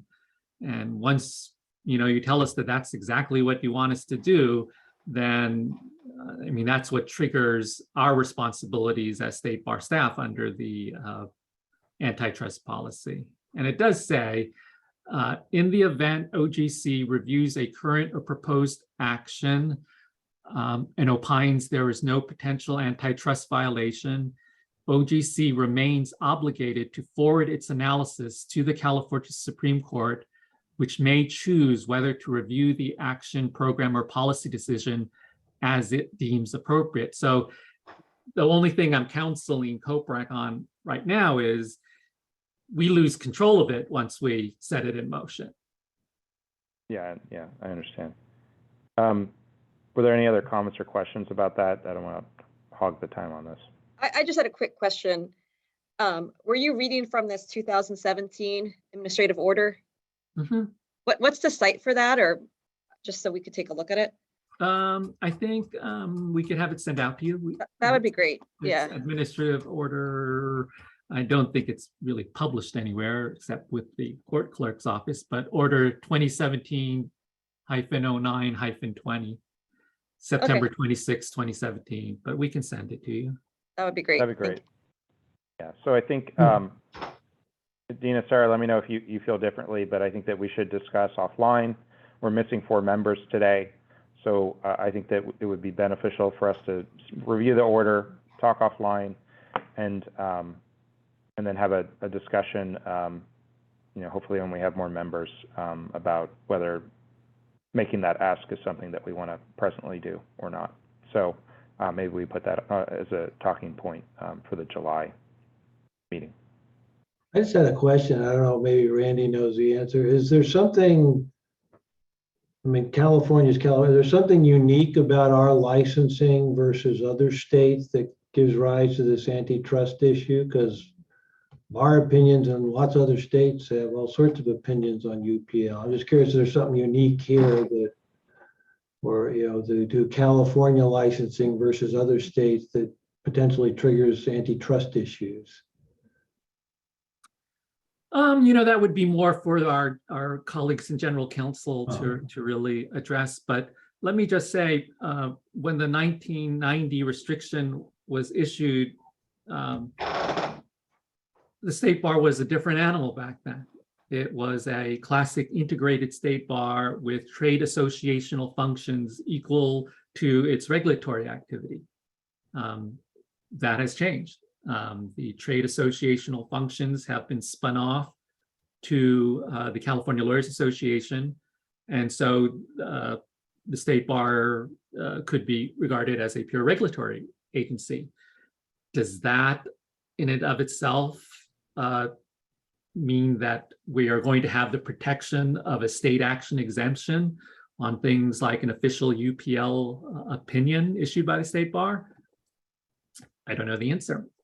There are other jurisdictions that issue opinions on UPL that have different processes.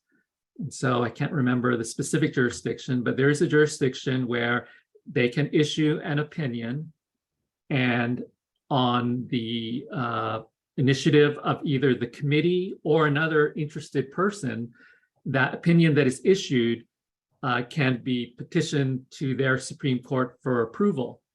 And when it goes to their Supreme Court, if it is disapproved, then it's basically stricken, as if they never opined, the committee. If it is officially approved, then it goes beyond being secondary authority. It becomes binding precedent. If the Supreme Court decides not to take action on it to approve or disapprove, then it remains an opinion of the committee and has persuasive authority.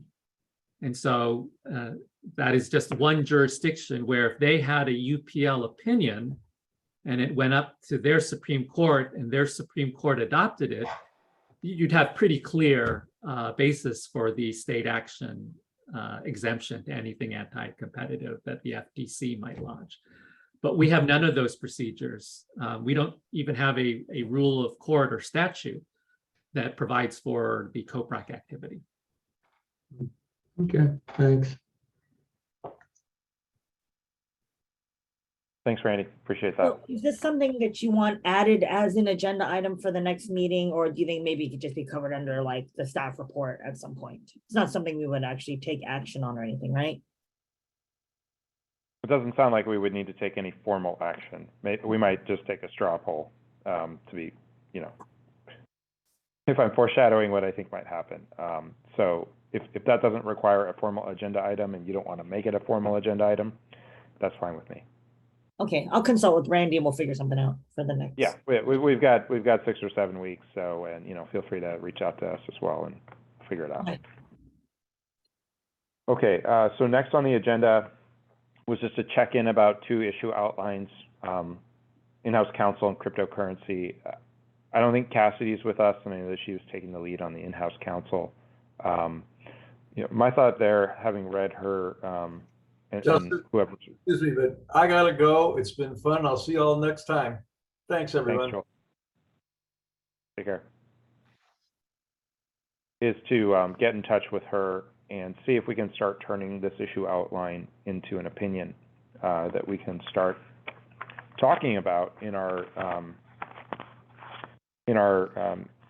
meetings. And so I guess what I would say, since she's not here, is if anyone has any particular thoughts about the direction of the issues outline and advice to her and the working group as to where to take this issue outline, I would suggest you send her an email and give the 2 cents. I think that some of the issues, we're not going to be able to cover every in-house counsel issue, and I have some thoughts that I'll share with her, and I would just welcome all of you to do the same, so that we can hopefully have something more narrative for the July meeting. That's really all I have to say on that, since she's not here. But if there's anyone who wanted to make any specific comments about the issue outline, feel free. And I can't recall where we left off, but the only thing I would mention is I think what might be new since the last version is the inclusion of the hypotheticals. And so if anyone has particular comments on the hypos that you want to share with Cassidy and I think the subcommittee are Dina, me, and I think there's one other person who I'm forgetting who just joined, to look at the hypotheticals and provide feedback on that, that would be useful as well. Yeah, and the reason I wanted to put these on the agenda for a check-in is that we do have a fairly significant gap between now and our next committee meeting. I think, if I'm remembering right, it's towards the end of July.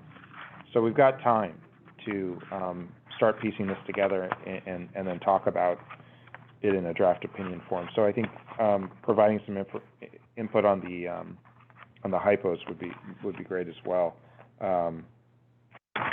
So that's all on that, and really the same with cryptocurrency. And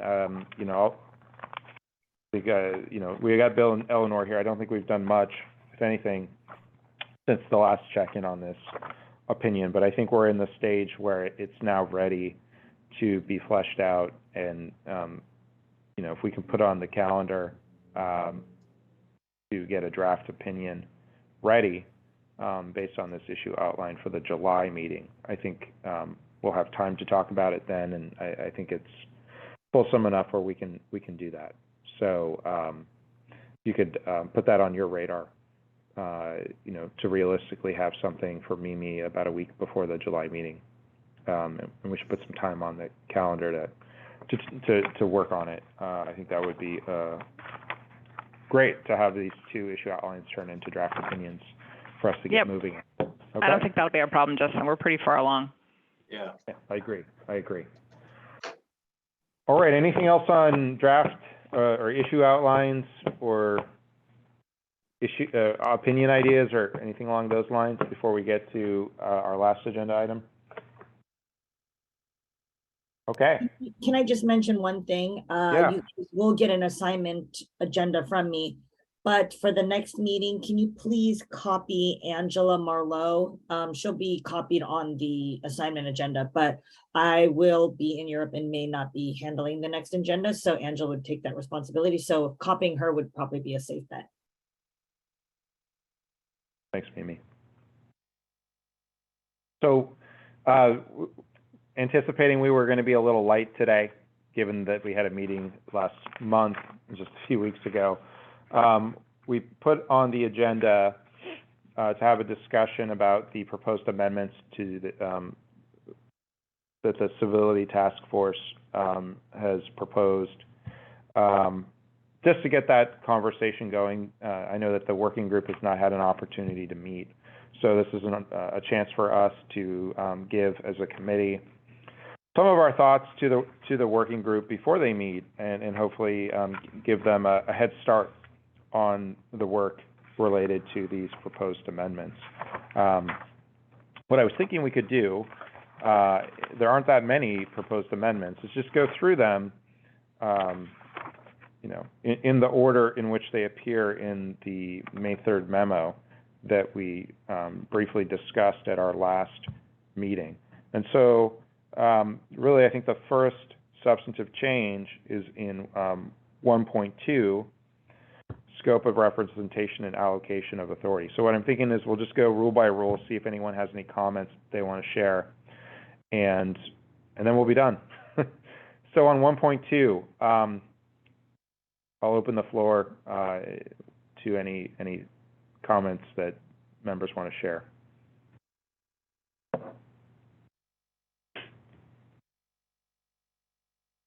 Well, let me start us off then. One thing I noticed in reviewing the Massachusetts and the Michigan rule is that the red line language appears before the sentence that begins, "A lawyer shall abide by a client's decision whether to settle." So what I would commend to the working group is to look at that and see if it fits, this red line language fits better in the right before the sentence that begins, "A lawyer shall abide by a client's decision whether to settle a matter." And, you know, if you read the whole thing, frankly, the red line doesn't really make a lot of sense where it is. It becomes kind of a non sequitur based on the subject matter of 1.2. So I think that we would benefit from being consistent with the other out-of-state rules in terms of how they structure this language into their equivalent rule 1.2. Any other thoughts about rule 1.2? All right, moving along, let's go to rule 1.3. And there's a new comment proposed. Give you a chance to read it. Maybe we could, yeah, perfect. Oh, it looks like it's going to be split. Hopefully you have a.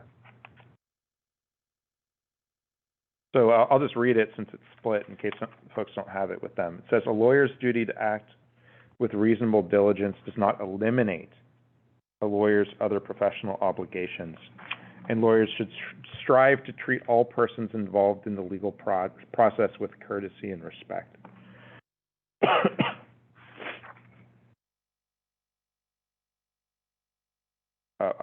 I would just say I didn't like the words eliminate. I didn't think it really fit in what the comment is trying to convey. Of course, of course, a lawyer's duty to act with reasonable diligence doesn't eliminate any other professional obligation. It just doesn't seem like the right word there. You know, it seemed maybe the concept would be better characterized as something like the duty to act with reasonable diligence does not require basically doing offensive, discourteous, uncivil things, which is, I think, the gist of the comment. So I would suggest tweaking that to avoid the word eliminate and really focus on, I think, the purpose of the comment, which is that, you know, our professional obligations, act with reasonable diligence doesn't require a stooping to being offensive and uncivil. Any other comments on Rule 1.3?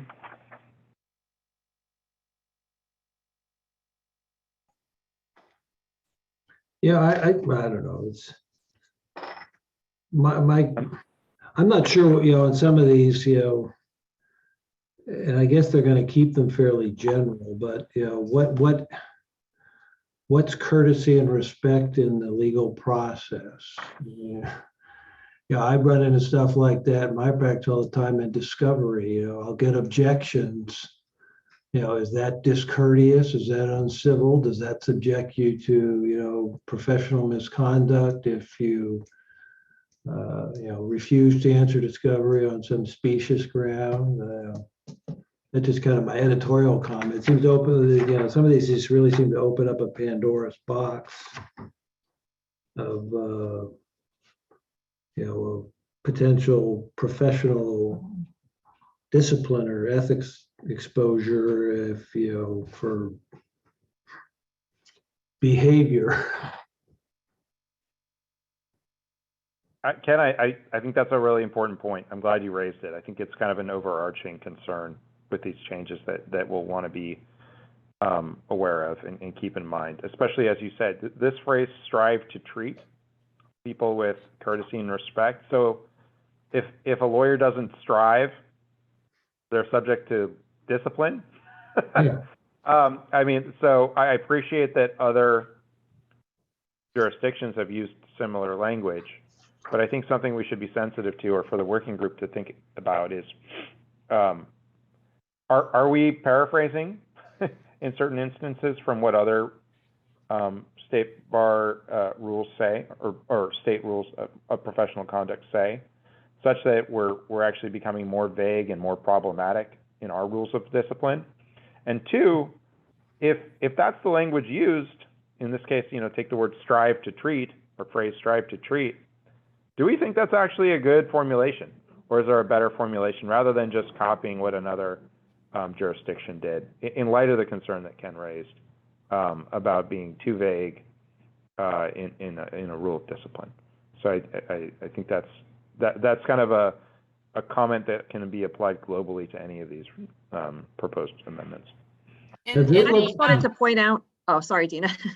I was just going to say just quickly, in the agenda materials that were submitted to the Board of Trustees, there was a letter from the California Lawyers Association. It's a short 4-page letter, but I think the subcommittee should review that, because I think it's just helpful to think about. They did raise some definitional concerns and some other, I mean, it's a point of looking at and saying, like, there was also First Amendment concerns and concerns about misuse of the rules. And I'm not saying that those would, take over our view about it, but it's interesting to look at some of the observations they made about the rules and the sort of lack of clarity about some of it, and if there's ways in which it could be further refined, and some other considerations just to think about, which I'm sure Sarah and her committee in working on it has thought about a lot. But I just thought it was some good issues to review in terms of vetting these rules and thinking about ramifications.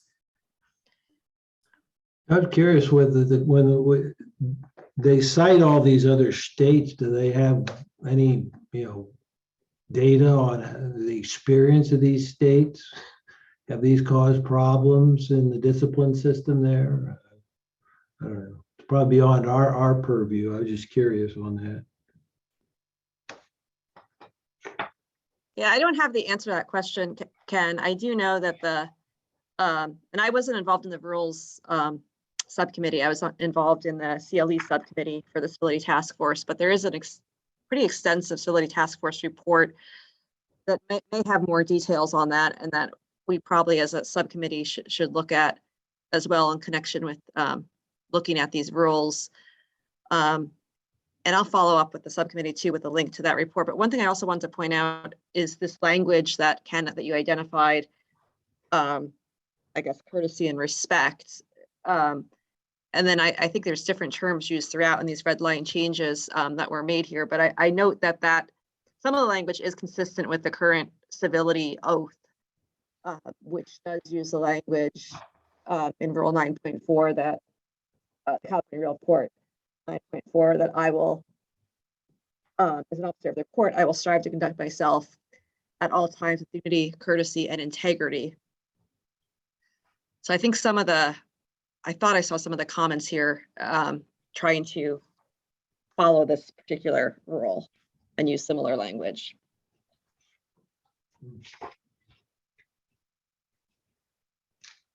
And that civility oath itself, I know, has been referenced in at least a couple of California cases when referring to kind of really uncivil conduct of certain litigants.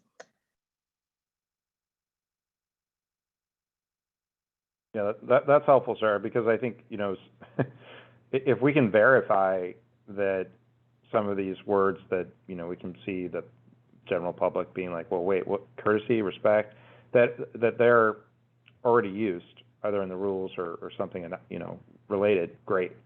You know, I'm just going back to the strive to treat. That one stood out to me. I don't know that exists anywhere. Maybe it does, and if it does, I think it'd be great to find that out. It's just another example, so that if, you know, if for instance that isn't an often used phrase, let's say maybe there's a better phrase that's consistent with the, you know, other rules that we can use instead to you know, ameliorate concerns that we're going too far afield in terms of amendments. Any other comments on Rule 1.3? Otherwise, why don't we move to 3.3? Pander toward the tribunal. So the change here is in E, or amendment, I should say, proposed amendment. Give you a chance to look at it.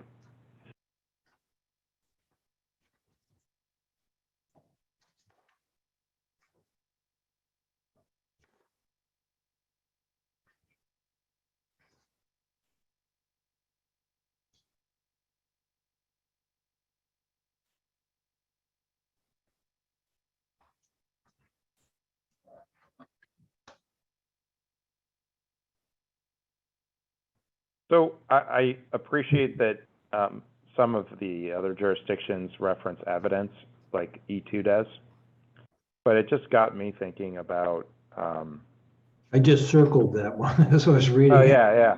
What does that really mean? So you're in trial, and you know you habitually, you know, do a bad job objecting on hearsay grounds. Maybe you even do it on purpose because you want to, or just object on purpose to disrupt your opposing counsel doing cross-examination.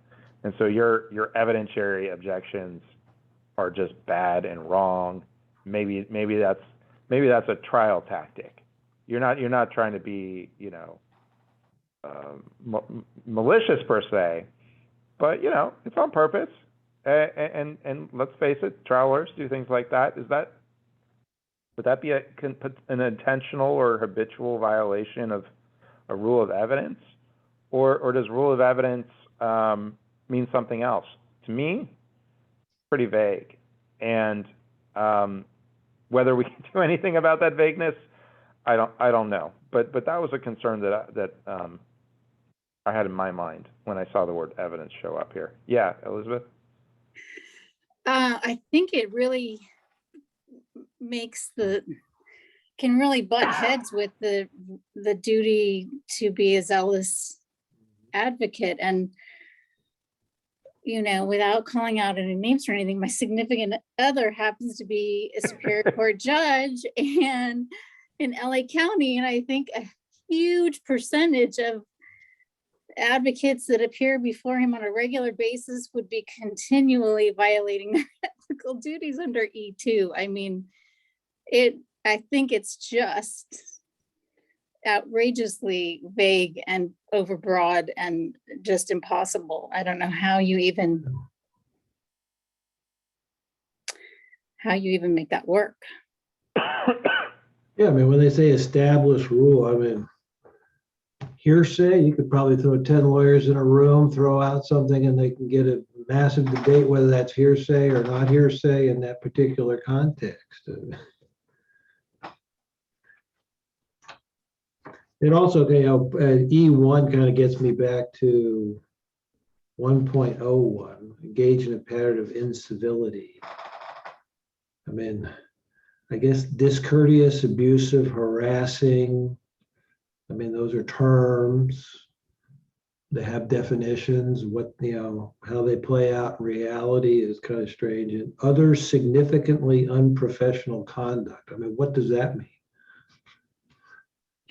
I also think this would be used by a lot of uncivil lawyers to further their incivility by bringing claims against their opposing counsel. Yep. Good point. Yeah, I noted also,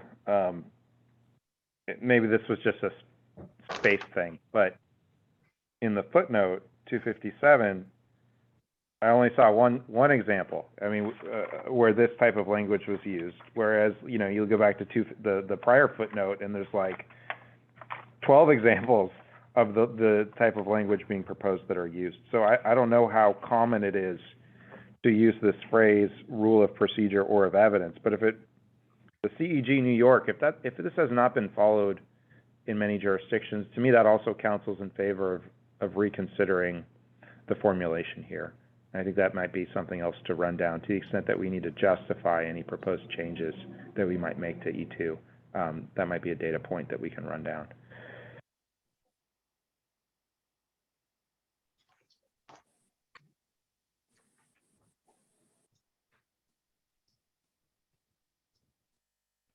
I think that's helpful to kind of highlight a concern that folks have with 3.3. Anything else on 3.3 before we move on?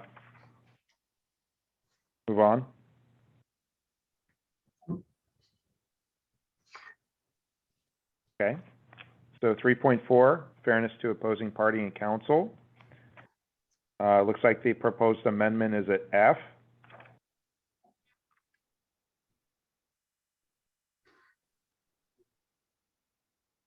What is intended to degrade a witness? Is that impeaching them? And I guess impeaching the credibility would seem to be degrading a witness. I mean, and that's your intent when you ask the question, is to impeach their credibility. I mean, I guess the ending part, relevant or admissible, kind of covers that, but.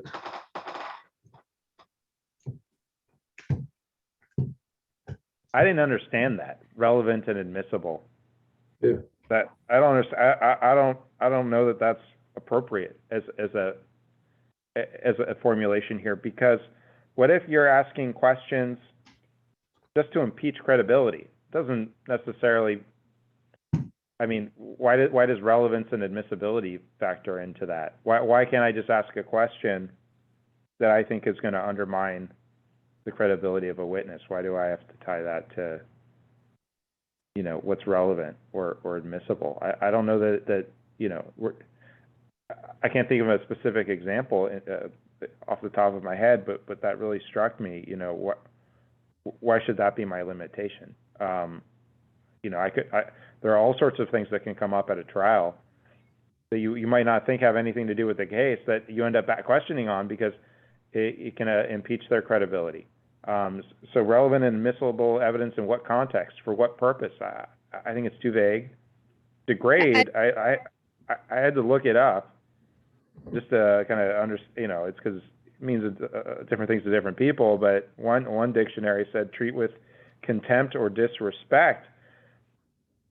I mean, as talk about Elizabeth's point about zealous advocacy, I mean, sometimes, you know, you have to get aggressive with a witness on cross, and that can, you know, get into treating them with some contempt or disrespect, particularly if it's, think about a purported criminal. Think about a civil case with a fraudster, and you're supposed to be super polite and civil. There has to. I'm concerned about the use of the word degrade. I'll just leave it at that. Exactly, the Johnny Depp Amber Heard on both sides. Every lawyer on the entire team on both sides would be violating this rule. Yeah, they're pretty, I'm betting they're glad this is not the current rule.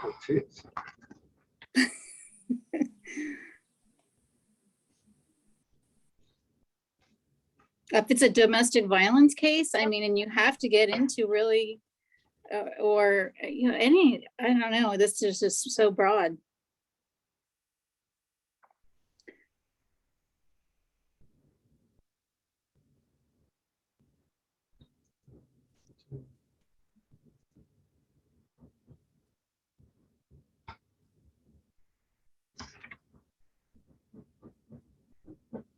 Yeah, I mean, limiting lawyers, trial lawyers, as I'm reading this further, a trial lawyer can only degrade a witness where the lawyer thinks that the question will lead to relevant and admissible evidence. And it's and. And, exactly, it's and. I mean, I think that we should show this to some trial lawyers and see what reaction we get. That would be a colorful reaction, to be sure. On both sides, plaintiff and defense, I think. Yeah, I was Okay. gonna say in the footnote, I mean, they cite other jurisdictions. Texas, it looks like this is modeled after the Texas language. The Virginia and Delaware one, you know, I think, you know, the same type issues, but probably better language than, I don't know if we want, you know. I would just perhaps, not to be too opinionated here, but California probably doesn't want to follow many things that Texas does, but. I mean, I think it also, the scope of discovery under 2017, the whole 2017 is so broad. This seems to be at odds with the breadth of discovery. Is this limited to trial? This isn't limited to trial, right? No. It's not. I just did a outline for a deposition I have coming up. I'm gonna have to cut out half my questions if this applied, but. Yeah, Elizabeth, that's a great point. That's a great point. This is not limited to trial, even though, I mean, that's what I kind of honed in on, but you're right.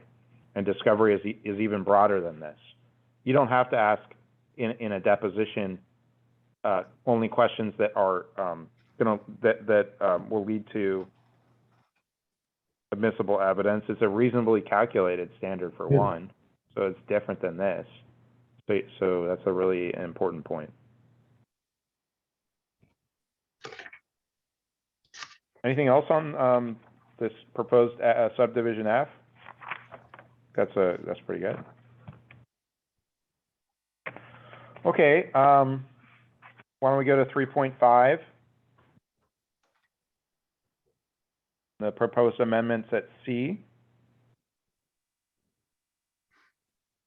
Same thing. What's degrading to a tribunal? I mean, insulting the judge, I guess, you know, that would make sense, but what's a pattern of incivility that's degrading to a tribunal? You know, you've made, you know, we get back to those objections, you know, 3.3 or whatever, establishing, you know, violating or established rules of procedure. If you're making evidentiary objections that the court's not buying and you keep pushing your point, is that degrading to the tribunal? Or, I don't know. Yeah, I mean, I'll play devil's advocate on this one. If there's going to be use of concepts like degrading, I think it's more appropriate in the context of the tribunals, you know, because the tribunal is the neutral, should be given a certain degree of respect at all times. So if we're going to use that type of language, if anywhere, it should be with respect to the tribunal. Witnesses, especially adverse witnesses, to me is just an entirely different animal. So, you know, if this language were to fit anywhere, I think it's where we're looking at it in 3.5. But that's not to say it, you know, Ken's point is well taken. But if we're looking to kind of split babies or compromise as we go through this language down the road, I just offer that thought as, you know, potentially differentiating between the court and the witnesses if we have to go there. All right. And then it also I would just comment on that one. If you look at the footnote 259, what the other states have, I mean, I think the phrasing that they use is better than what this proposes. You know, you can't harass the judge, you can be discourteous to the judge. Undignified. Yeah, you know, that type of language is clearer, makes more sense than, you know, incivility that is degrading. Yeah, degrading in current times has a certain connotation to it as well. That I don't at least think about in the context of incivility with lawyers. And instead, you know, what the language that I feel like comes up more, as you say, Ken, is kind of in the footnotes here. Undignified behavior, discourteous behavior. To me, degrading sounds like, you know, what how we describe, you know, how, you know, bullying and things like that. I'm not sure that that's the best word for the intended purpose. Yeah, I mean, you know, I haven't really been back in court post-pandemic, but last time I was in court pre-pandemic, I do recall rolling my eyes at a comment the judge made at a law and motion hearing. Is that degrading? I'm Well, not a I think family it goes lawyer, to the but- definition of what incivility is, which we didn't really Yeah. talk about, which is that the first terminology term and how we, because they would be describing it as discourteous, abusive, harassing, you know, in a certain way. I just think that we need to consider that definition when we consider, obviously, a lot of the language around how it's going to be framed. Good point. So there's also a proposed amendment in comment 4 here to Rule 3.5. I have a feeling some folks might have comments on here.